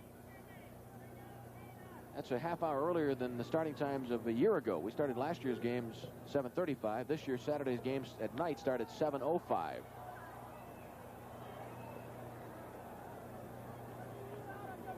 One ball and 2 strikes on Carter. This is the opener of a homestand that will continue right through May the 7th. Tied at 4-4. We're in the 8th inning. Carter's single in the 6th inning drove in Valentine and tied the game up. Struck him out. Got him to chase a bad pitch, and Carter becomes Tekulve's 4th strikeout victim.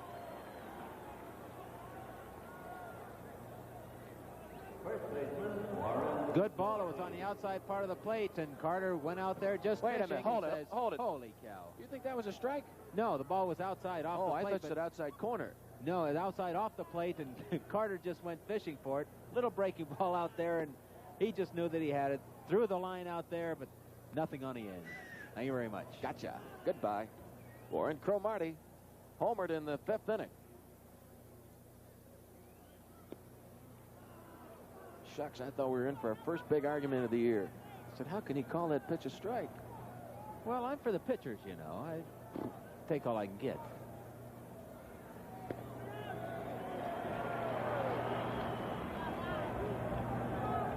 Two balls and a strike to Culvey. 1 2/3 innings, has 4 strikeouts. Nobody on, 2 down in a 4-4 ball game. Foley on to Stargell, and Willie with the footwork completes the play. So the Expos go quietly in the 8th inning. A couple of ground balls and a strikeout after 7.5 innings of play. The Pirates and the Expos tied 4-4. We'll be right back. 8th inning, and another Giant Eagle sweepstakes inning for you. Our contestant, Sharon Holcraft of Munhall. On the line here in the 8th inning is a $1,500 jackpot worth of Giant Eagle groceries, plus certificates for 10 Tasty Cake family packs and daily juice products redeemable at your grocer. Bouncer to third. Parrish sitting on the line. Throws Madlock out.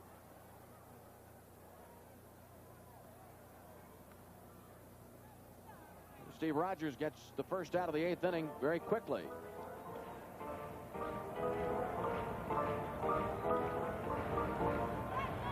Tied at 4-4 last half of the 8th.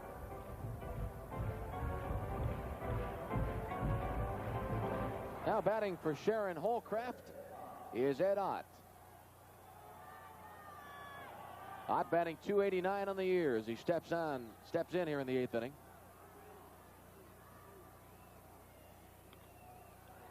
Two pitches, and Rogers has gotten 2 outs. Bernazard camping under the high pop of Ed Ott, 2 away.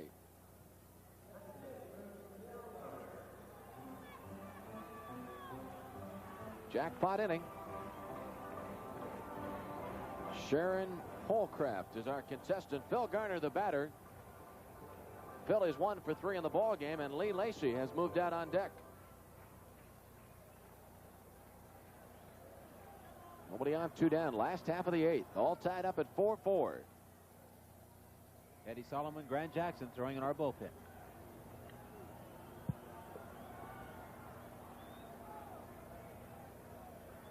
Well, Lacy would bat for Tekulve if Garner keeps the inning alive.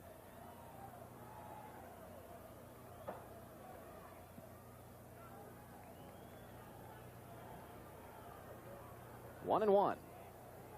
Rogers gave up 3 runs in the first, gave up a run in the third, but has held the Pirates scoreless ever since. Expos came back from a 4-1 deficit.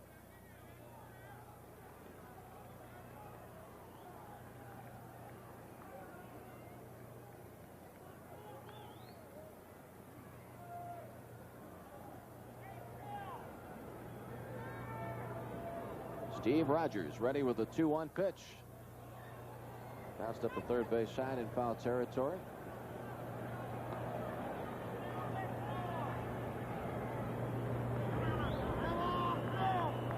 In case Rogers gets in trouble, they have Elia Sosa and Woody Fryman throwing in a bullpen.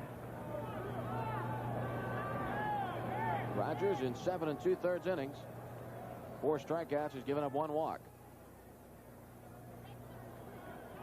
Touch for 4 runs on 9 hits. Big 3-run homer by Dave Parker back in the first inning. Here's the 2-2 pitch. Watch out. Full count.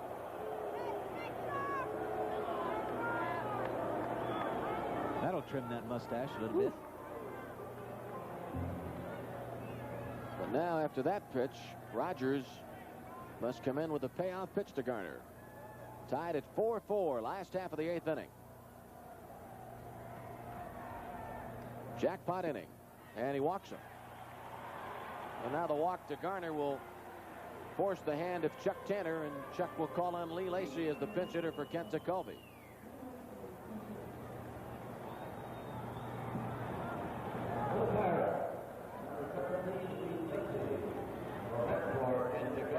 Kent Tekulve pitched the 7th and 8th innings, 2 scoreless innings of relief for Tekulve. Had 4 strikeouts in the 2 innings he pitched.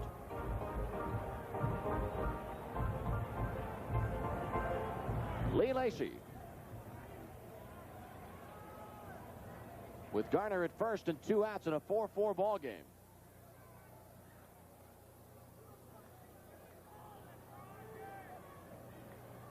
Lacy on the year is 8 for 12 and has 4 runs batted in. And Lacy batting in our jackpot inning.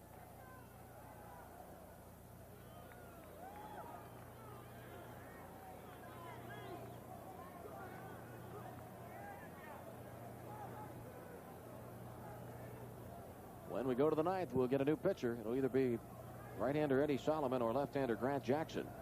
The Expos have Bill Allman, Steve Rogers, and Ron LaFleur, 3 right-handed batters due up in the 9th.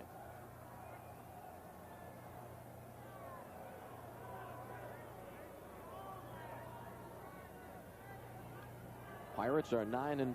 Expos are 6-8. And they're tied at 4-4 here in the last half of the 8th inning. Bernazard throws to Cromartie, and Lacy's out.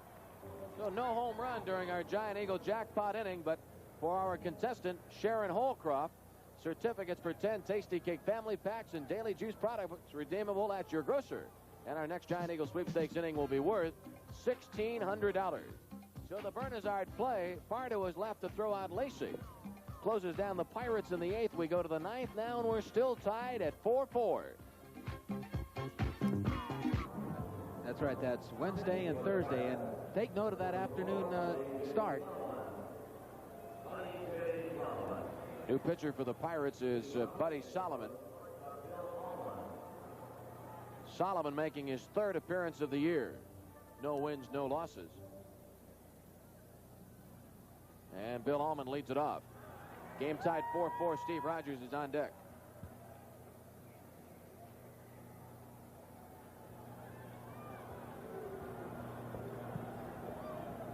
Tied at 4-4.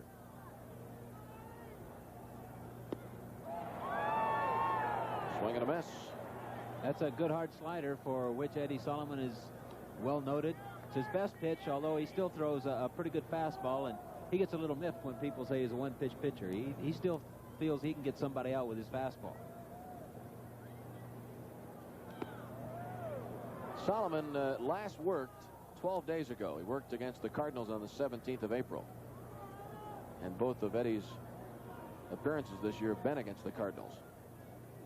Coming on here in the 9th inning. Fly ball to Parker in right. And Dave has it one away.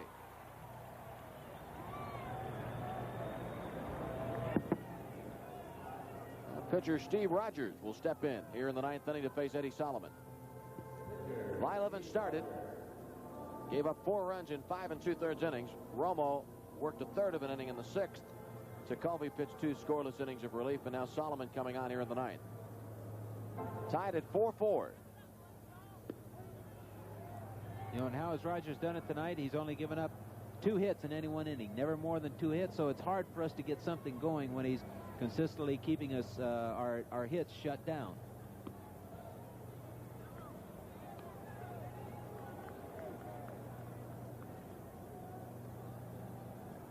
Pirates in the bottom of the 9th inning will have the top of the batting order up.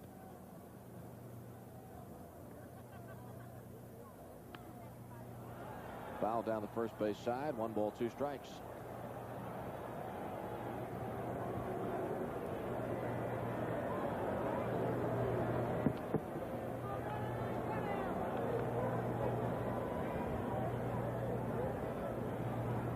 And Solomon strikes out Rogers. First strikeout for Buddy J. And the top of the batting order, Ron LaFleur. Left fielder on the floor. LaFleur has been to the plate 4 times, and he's reached base 4 times. Has walked twice and has 2 hits, a double and a single. Tied at 4-4, top of the 9th inning. Nobody on, 2 down.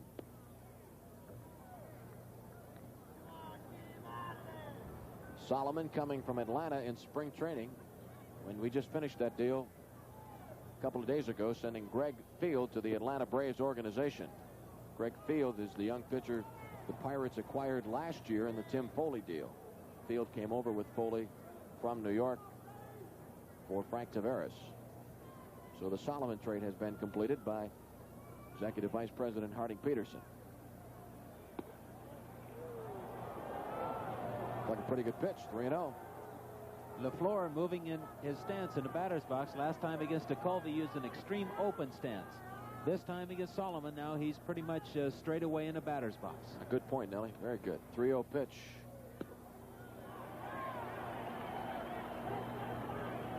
I think LaFleur did that against DeColvey. Really opened up so that he wouldn't be pulling away. Just wanted to try and hit the ball to right, which he successfully did. Swing and a miss. Full count. It's 3-2. Solomon displaying a lot of confidence in that breaking ball. Behind LaFleur, 3-1. Went ahead and threw it on that pitch. Nobody on, 2 down. Tied at 4-4. Solomon's payoff pitch. Fouled off. The point you made about LaFleur and opening up one time and back straight away the next, is that something that you'd say most major league pitchers can spot and will notice? Well, you should.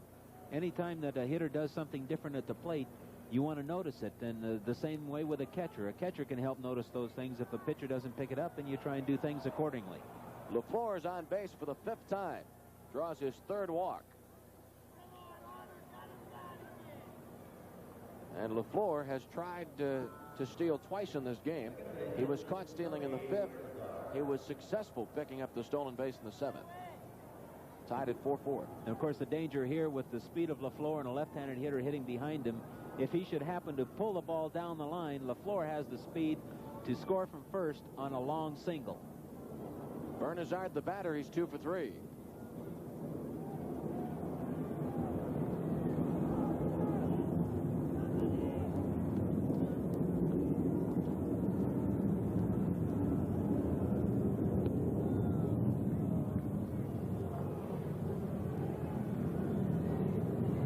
No strikes. Does Solomon unload to the plate in enough time to give Otter a chance to throw out a runner? Is what he does is, now Solomon doesn't make much of a leg kick going toward home plate. He just picks his front foot up and goes toward home plate. Notice that now he will take his stretch, check the runner, and then not lift that front leg very much when he goes toward home plate. 1-0 pitch. Runner not going. And it's 2-0. LaFleur testing his break that time, trying to get his jump. Wasn't completely sure of the Solomon move and his timing toward home plate. And Eddie Solomon is going to have to vary his cadence in going toward home plate if he's to stop a speedy run LaFleur. At last pitch, Ott was not happy with the call by home plate umpire Nick Colosi. Runner at first and 2 down in a 4-4 ball game.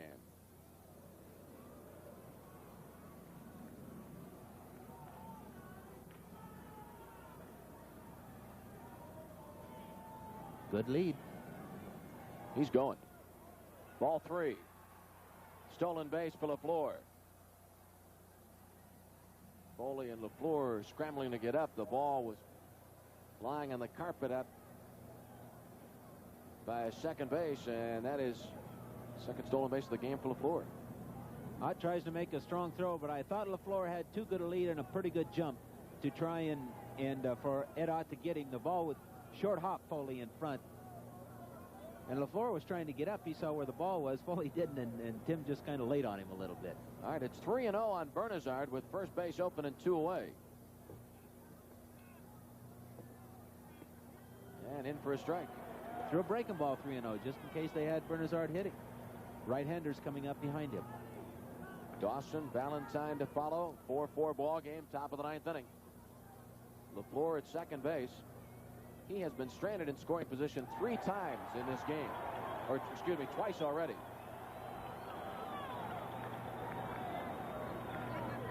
Now it is 3-2. Ott trying to move his outfield in.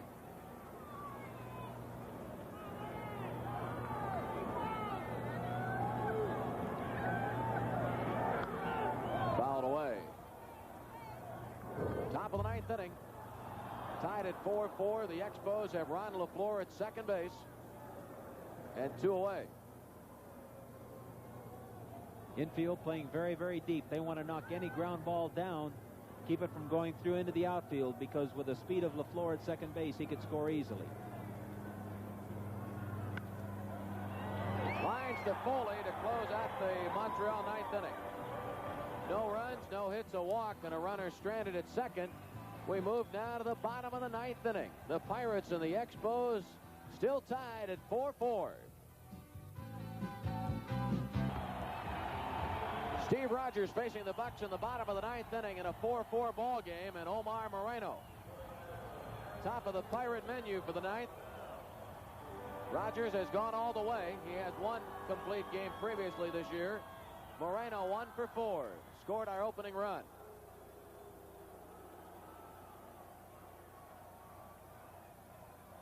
Moreno batting .238 on the year.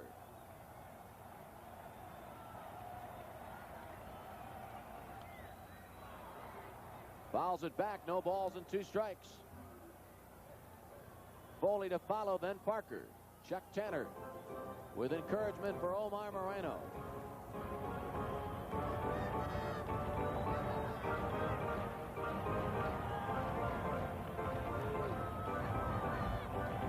Pirates got 4 runs in the first 3 innings off Rogers, but the Expos have come back from the 3-run deficit to tie the game up.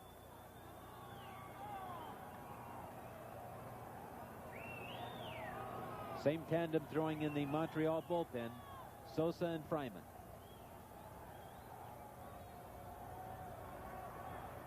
One and 2 on Moreno. 2 and 2.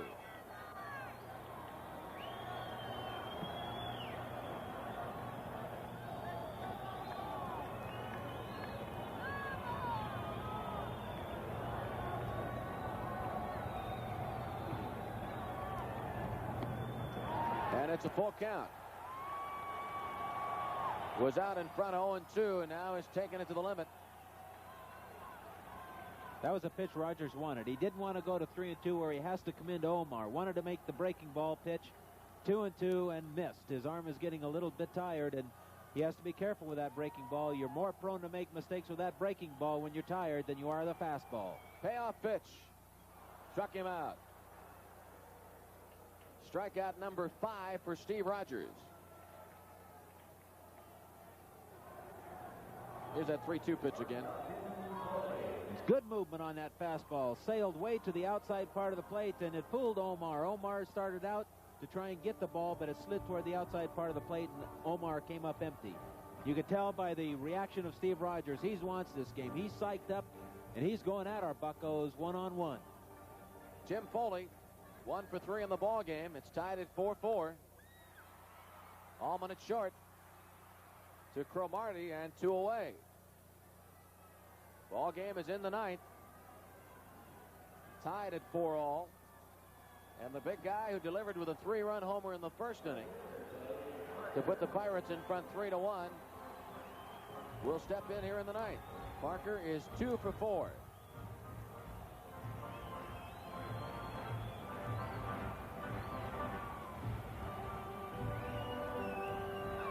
Batting .359 on the year. 4 home runs, 14 runs batted in. Here's the pitch from Rogers. And strike 1. I tell you, obviously, the thing that's going through Steve Rogers' mind is the last thing that he wants Dave Parker to do to him is hit a home run. But that pitch right there shows that he still has a lot of confidence in that fastball, and he challenged Dave Parker right there on the first pitch.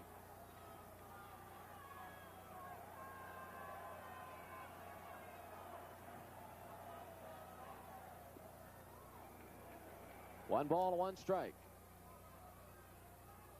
Stargell's on deck.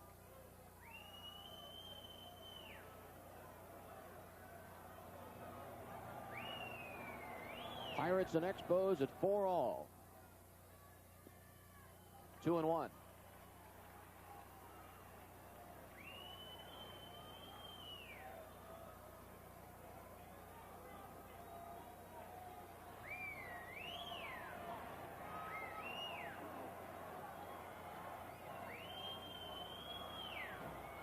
Gary Carter, Montreal catcher, drops the fingers.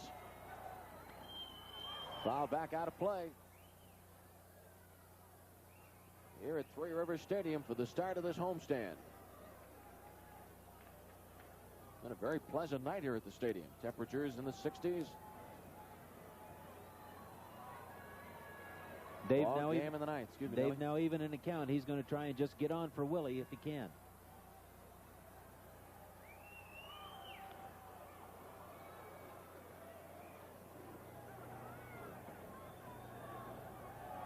Parker homered off Rogers in the first inning. It was on a 2-2 pitch.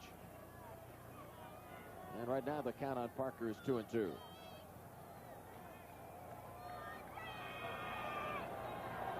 Nobody on, 2 down, bottom of the ninth inning.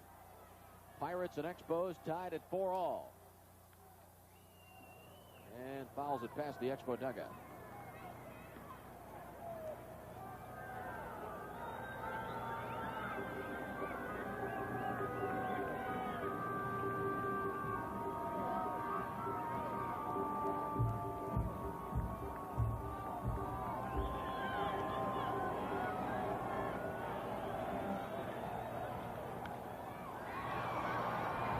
Shortstop Bill Allman is there and makes the play. Pirates are retired in order in the ninth, so this one is going to go into extra innings. And Dave Martin will be joining you as we go to the 10th. Rogers and the Expos, and our Pirates are tied at 4-4.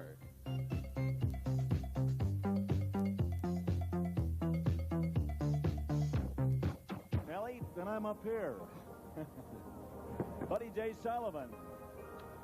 Kind of a surprise choice by manager Chuck Tanner to come on here in the ball game in the ninth inning.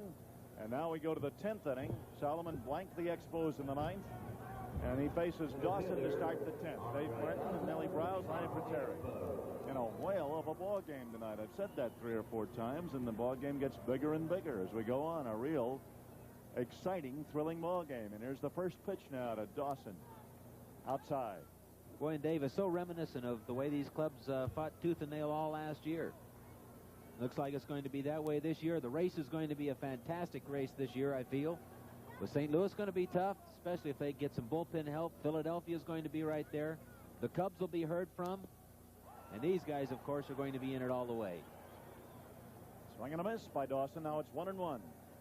Buddy J. Solomon, 7-14 for the Atlanta Braves last year with a 4.21 earned run average. Pretty good strikeout walk ratio to innings pitched. Here's the 1-1 pitch. Outside, ball 2, strike 1. Pirates have used Blyleven, Romo, Tekulve, and Solomon. Were you surprised when Solomon came in, Nelly, rather than Jackson, who had been warming up? Basically, you had a lot of right-handed hitters coming up, and you use a lot of right-handed pitchers. So it's best that you go with Solomon. If you get into trouble, you can still go to the left-handers in the bullpen. So the count now is ball 2, strike 2 on Dawson. Hitless and 4 times up tonight. Robbed of a hit by Garner back in the 3rd, which saved 2 runs. And boy, how big those 2 runs saved are in this game. We would be going home now if Garner hadn't made that catch. Ball 3, 3-2. Which was high. Solomon, I don't believe, is totally agreeable with Mr. Colosi on that call. He screened himself. Here's the 3-2 pitch now to Dawson. A swing and a foul. Ball 3, strike 2. Nobody on or out. Top of the 10th inning in Pittsburgh.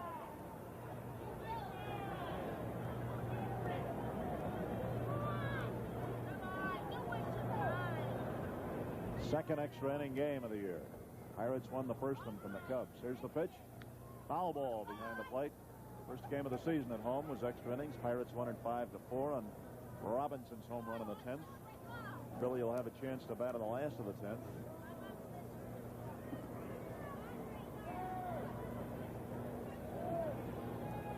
And the windup, the 3-2 pitch. High and inside. Ball 4. So to start the 10th, Dawson draws a walk. An ominous way to start it for the Pirates. Right fielder, Ellis. Walk number 2 issued by Solomon. Brings up Valentine. That's the 7th free pass tonight. Here's Ellis Valentine, a right-hand hitter. Been up 4 times, and he has 1 hit. First pitch. Then there, a strike called.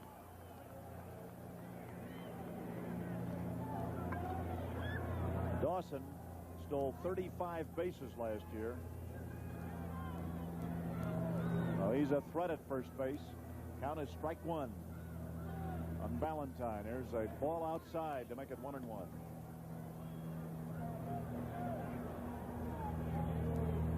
1-1.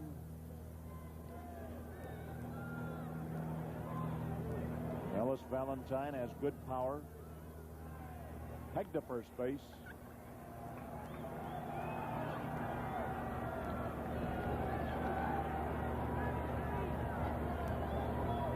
Now Solomon ready. Stretch, pitch, a swing, a fly ball to right field. Under the ball is Parker, and he's got it for the out throw to first base. Runner is back. Gets away from Stargell. He's going to strike for second, and he's safe at second base without a play. Parker's throw got away from Stargell. There'll be an error charged on it.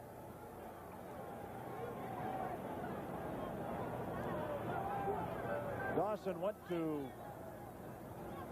second base. Little surprised that Parker threw behind the runner here, and the ball just seemed to come up a little higher than Stargell expected, and alert Dawson saw the ball get by Willie and pulls into second base, and we didn't have a play. Error charge to Parker. Runner at second base. Nobody out. Correction. Error charge to Stargell. Stargell charged with the error. Swing, and here's a ground ball to Garner at second. He's up with it. Throws to Stargell. Out. And the runner Dawson goes on to third base.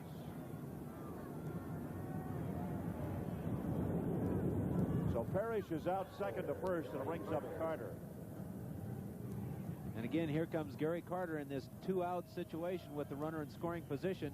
He drove in the tying run way back in the 6th inning with that 2-out single off Burt Blyleven. Carter has been up 4 times and has 1 hit. Solomon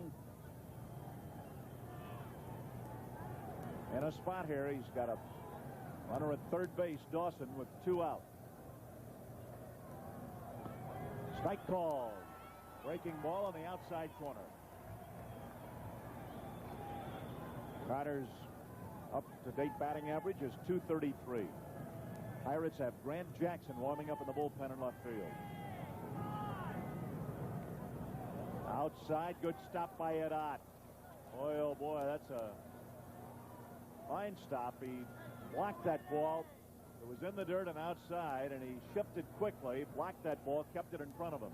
And this is such a hard pitch to block because it's a hard slider down and in the dirt. And as you can see, Ott just tried to get out there and shift and knock the ball down, which he was able to do. A nice play by a hustling Ed Ott. If he doesn't do that, it could well cost you the game. Would have cost a run for sure. Count as a ball and a strike. Outside. Ball 2, strike 1 on Carter. Some catchers would have just tried to backhand that ball and catch it instead of knocking it down, and chances are that that ball would have scooted by. 2-1 the count. Solomon all set again. Pitch. Outside. Fastball, but a little bit outside. Ball 3, strike 1. Otto Weidman will put 2 men on and bring up Cromartie. Game tied 4-4 on the top of the 10th inning. Stretch by Solomon, the pitch. Strike call with the outside corner. Ball 3, strike 2. Trying to keep the ball away from Carter. Doesn't want him to pull it. Pitching him outside mostly. Ball 3, strike 2.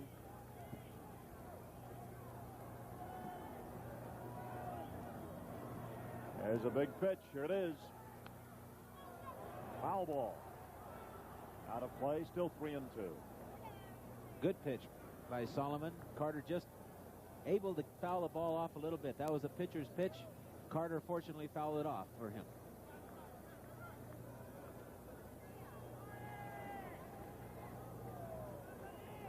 Three and 2 is the count. Here it is. Swinging a bouncer to Stargell. He's up with it. Flips to Solomon. Out. Pirates get out of the inning. Good play. Stargell to Solomon. No runs, no hits. One error. And a man left. At the middle of the 10th inning, Pirates 4, Expos 4. As we go to the last of the 10th inning, Rogers pitched 9 innings. He allowed 4 runs and 9 hits. He walked 2 and he struck out 5. That's really an excellent game. So now Sosa's on the mound. A fellow who was with the Pirates briefly, Eli Sosa, for the Expos. Last year with Montreal, he won 8 games and lost 7 with an ERA of 1.95. That's a good figure. Although you expect a low earned run average from a relief pitcher, their ERAs will be lower than starting pitchers. He not only won 8 games, but he also saved 18. So he figured in 26 Montreal victories and only 7 losses. Here's Willie Stargell to start the last of the 10th inning. And last year he was their best reliever in the bullpen, and right down the stretch in September when they needed him most, he came up with an elbow injury and was unable to pitch for the last 3 weeks of the season, and that might have been one of the turning points for the Montreal Expos not winning the pennant last year. Here's Stargell. Willie's been up 4 times and he has 1 hit. First pitch to him, a swing and a miss, strike 1. Big home run cut. Stargell singled in the 7th inning.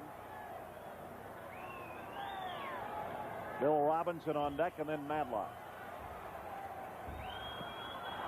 They let up on that pitch and had Willie out in front of it. 2 strikes on Stargell. Good change of speed by Sosa. Eli Sosa, native of the Dominican Republic, now lives in Scottsdale, Arizona. Here's the 0-2 pitch to Stargell. Ground ball into right center field.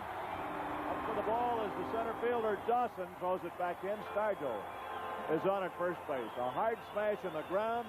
It handcuffed Tony Bernazard going to his right. So Stargell is on, and here is a runner for Stargell. You can see the play now. This ball came up on Bernazard and almost took his head off. And the ball was hit so hard on that infield that the ball almost gets by a hustling Andre Dawson, who cut the ball off in right center field. And Stargell is on with his 2nd bullet single of the game. Matt Alexander is running now. Pinch runner Matt Alexander, activated last week. Now making his first appearance of the season. He stole 13 bases and 14 tries for the Pirates last year. He was 11 for 11 before he was stopped on the bases. That was ruled a hit for Stargell. It was the 10th Pirates hit of the game. Here's Bill Robinson. Been up once without a hit.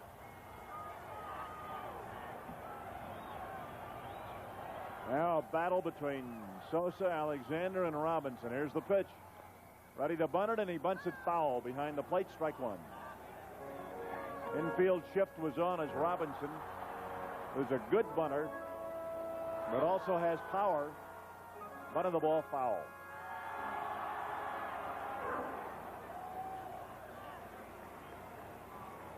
Robinson made a bunt in a clutch situation early in the season. There's the 0-1, a pitch out. Carter called for a pitch out. Alexander stayed put. Ball 1, strike 1.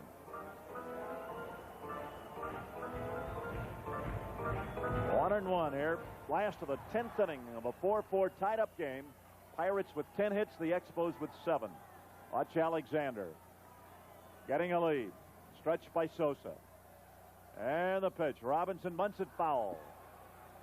Ball 1, strike 2. Now with 2 strikes on him, he'll probably have to hit away. Although you never know. Used to be that you wouldn't think of bunting on the 3rd strike. Now once in a while they do it. Mike Squires, I believe, bunted on the 3rd strike the other night for the White Sox and on a suicide squeeze play and won the game. Beat the Yankees. Count is ball 1, strike 2. Here's the next one. He's going to bunt. Foul. He's out on strikes. Robinson bunted on the 3rd strike and fouled it off. So it goes in the books as a strikeout for Sosa, and it brings up Madlock. Nellie, did you think he was going to bunt? No, I didn't. I didn't think that Bill Robinson would be bunting in that situation.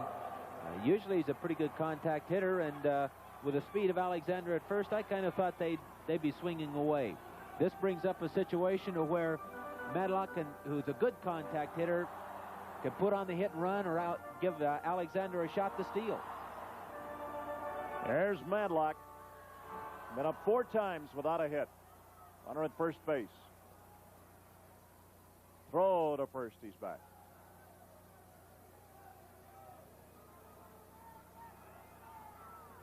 Matt the Scat. Now the stretch. Throw to first. He has to go back in right hand first. Now Matt calls time, talking to the first base coach, Alex Monchak, while he brushes off his uniform.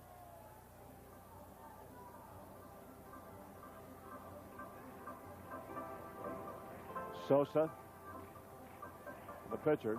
Cromartie, first baseman. Alexander getting the lead, the stretch. The pitch to Madlock, a bouncer. Fair down the left field line.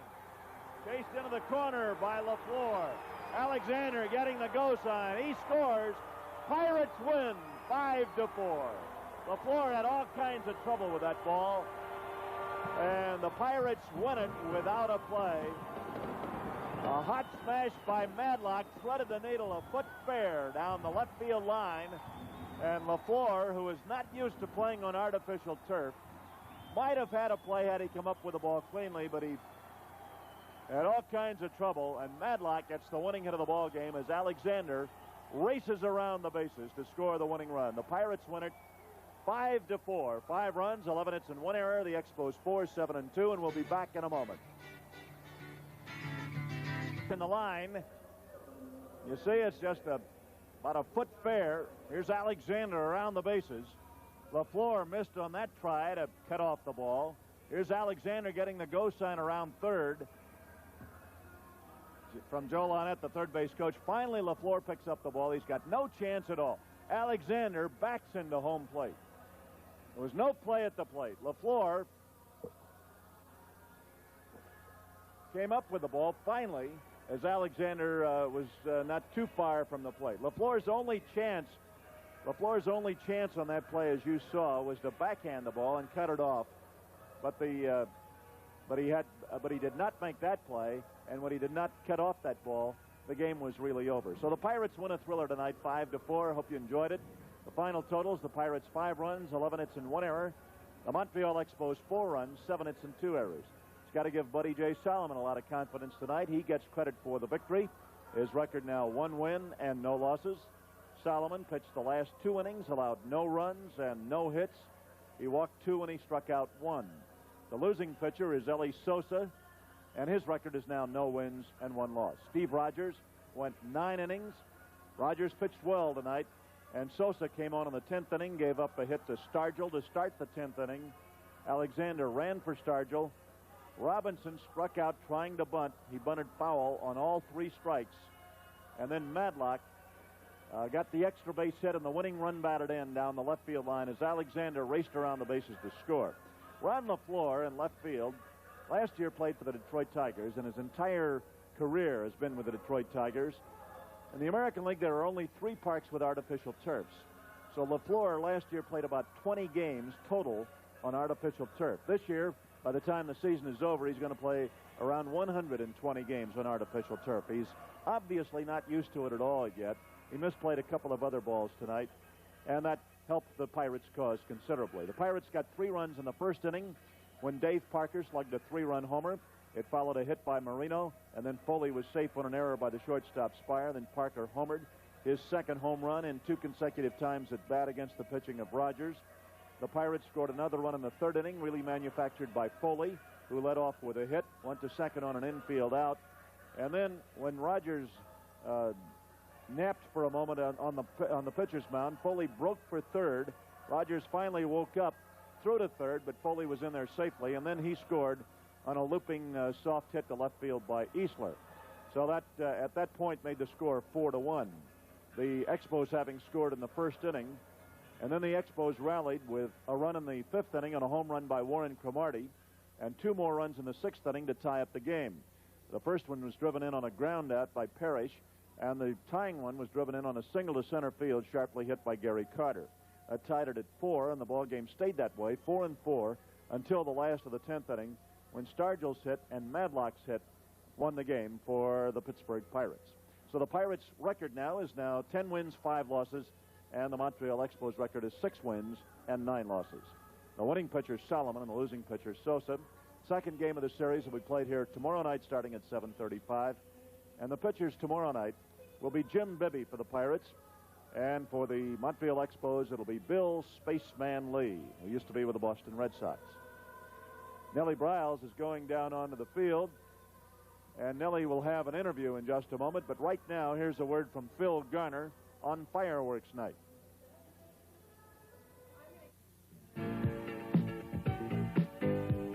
Saturday night, May 3rd, will be the first of 3 great fireworks nights at Pirates games this season at Three Rivers Stadium. This is second baseman Phil Garner of the Pirates.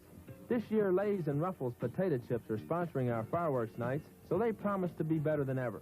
Why not bring your whole family to our game with Atlanta on Saturday, May 3rd, and see baseball's best fireworks display? We are family.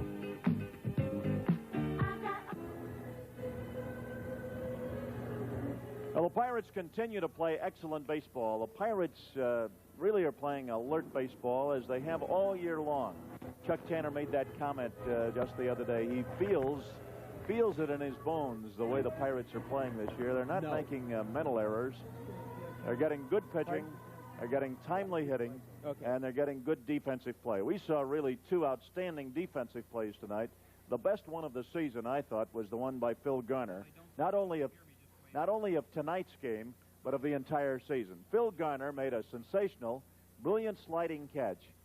It came in the third inning. At that time, at the point of the game in which Garner made his catch, Montreal had runners on second and third with 2 out.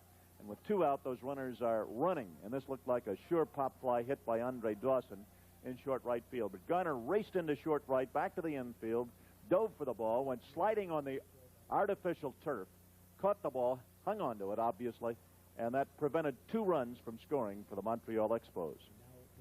And right now to one of the stars of the game, talking with Nellie Bryles. Well, Phil, tonight I have to feel that the key to this whole ball game, sure we scored some extra runs, but the ones that you saved with that diving catch in right field, I thought was a turning point of the game. How was that set up, and how were you able to make that kind of a play? Well, that's one of those things, Nellie. You just run and you're just praying all the way, and you just hope you can make the play. There's no way that you can really plan a play like that. You just see the ball and you go after it, and you hope that you can get it. At that particular moment, though, the thing that was in my mind was, let's get Burt out of this jam. As you know, Burt's pitched well this year, and he's had some tough breaks. We haven't scored runs for him, and here we had a little lead for him today, and I wanted to come up with a big play and kind of help him out a little bit. Was there any particular preparation, mental preparation that goes into that type of situation, knowing that there's 2 out? With that particular hitter up that would enable you to cheat one way or the other, or to anticipate one way or the other? Well, that just shows you how wrong you can be, Nellie. I was cheating up the middle. If you'll take a look at the films, I'm expecting Dawson to hit the ball up the middle, which he does a lot of times against us. He hits the ball on the ground up the middle. Most of the times he does hit the ball in the air to the right side. So I'm cheating up the middle on him, and that's just a classic example of being out of position. Well, I saw Willie break for the ball down the right field line, and then you have a big guy coming out of right field, a lot of traffic in the area, and you're kind of taking your life in your hands when you get out in that area. Well, in that situation, I just keep going until I hear Dave say something. And Dawson has good power, and Dave has to play him, shade him over to center just a little bit, and he has to play him deep because the guy can drive the ball to the alley. So that's my play. I've got to make it. If I can't make it, nobody can. How about there in that last inning? The ball went by third base. In that situation with a speedy runner on first, is it the responsibility of a first or third baseman to be guarding that line to prevent the double down the line? Well, it depends. It depends a lot of times. The book may say that you should play on the line and prevent the double in that situation, and particularly preventing the guy from score. I do that sometimes, and sometimes I don't. When I was playing third, I go on how a guy's swinging the bat. And Madlock hadn't been pulling the ball a lot lately, so I might have done the same thing Parrish was doing. That would play off the line a little bit in hopes of getting the double play ball and getting out of the inning. But as it was, Madlock hit the ball good enough to get it down the line, and we scored the run. How to batting eighth in the lineup? I know you've been able to do very well in the field, and batting eighth sometimes is a difficult position to bat in because you're always in front of the pitcher and you don't get as good of pitches to hit sometimes. It's a pretty good position to try and hit in, huh? Oh, absolutely not with Steve Rogers throwing. He threw about 15 pitches on the black to me tonight, and I was fighting him off and getting jammed and breaking bats and everything else. But in this lineup, what are you going to say? You know, you're happy to be in the lineup with these guys. We've got some big humpers, and I take a lot of pride. I just wanted to, you know, do my job in the lineup. And if I can get on in the 8th spot and steal a base once in a while and let a pitcher bump me over to third and we can score with a fly ball, that's good enough. That's as good as hitting fourth and driving in a bunch of runs in any one night.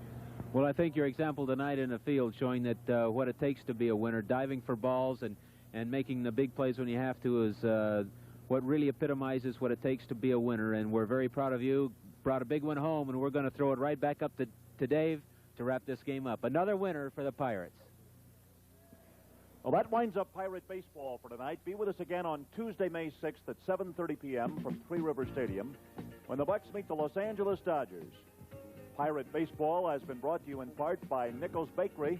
Don't forget to collect 8 Nichols bread wrappers for a free Pirate game ticket. And in part by Fabergé Brut. Make every day your Brut day with Brut by Fabergé. Coverage of tonight's game was produced by Doug Kennedy and directed by Brian Sipe. Production and technical facilities provided by TPC Communications Incorporated. Coordinating producer George Christensen. This is Dave Martin for Lanny Pateri and Nellie Briles saying so long from Three River Stadium in Pittsburgh, where the final score was Pittsburgh Pirates 5 and the Montreal Expos 4.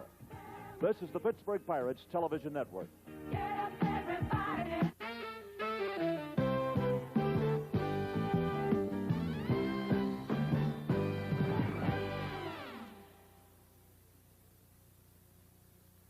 Coming up next in Eyewitness News, an investigation has been launched into rumors that last Thursday's daily lottery drawing was fixed.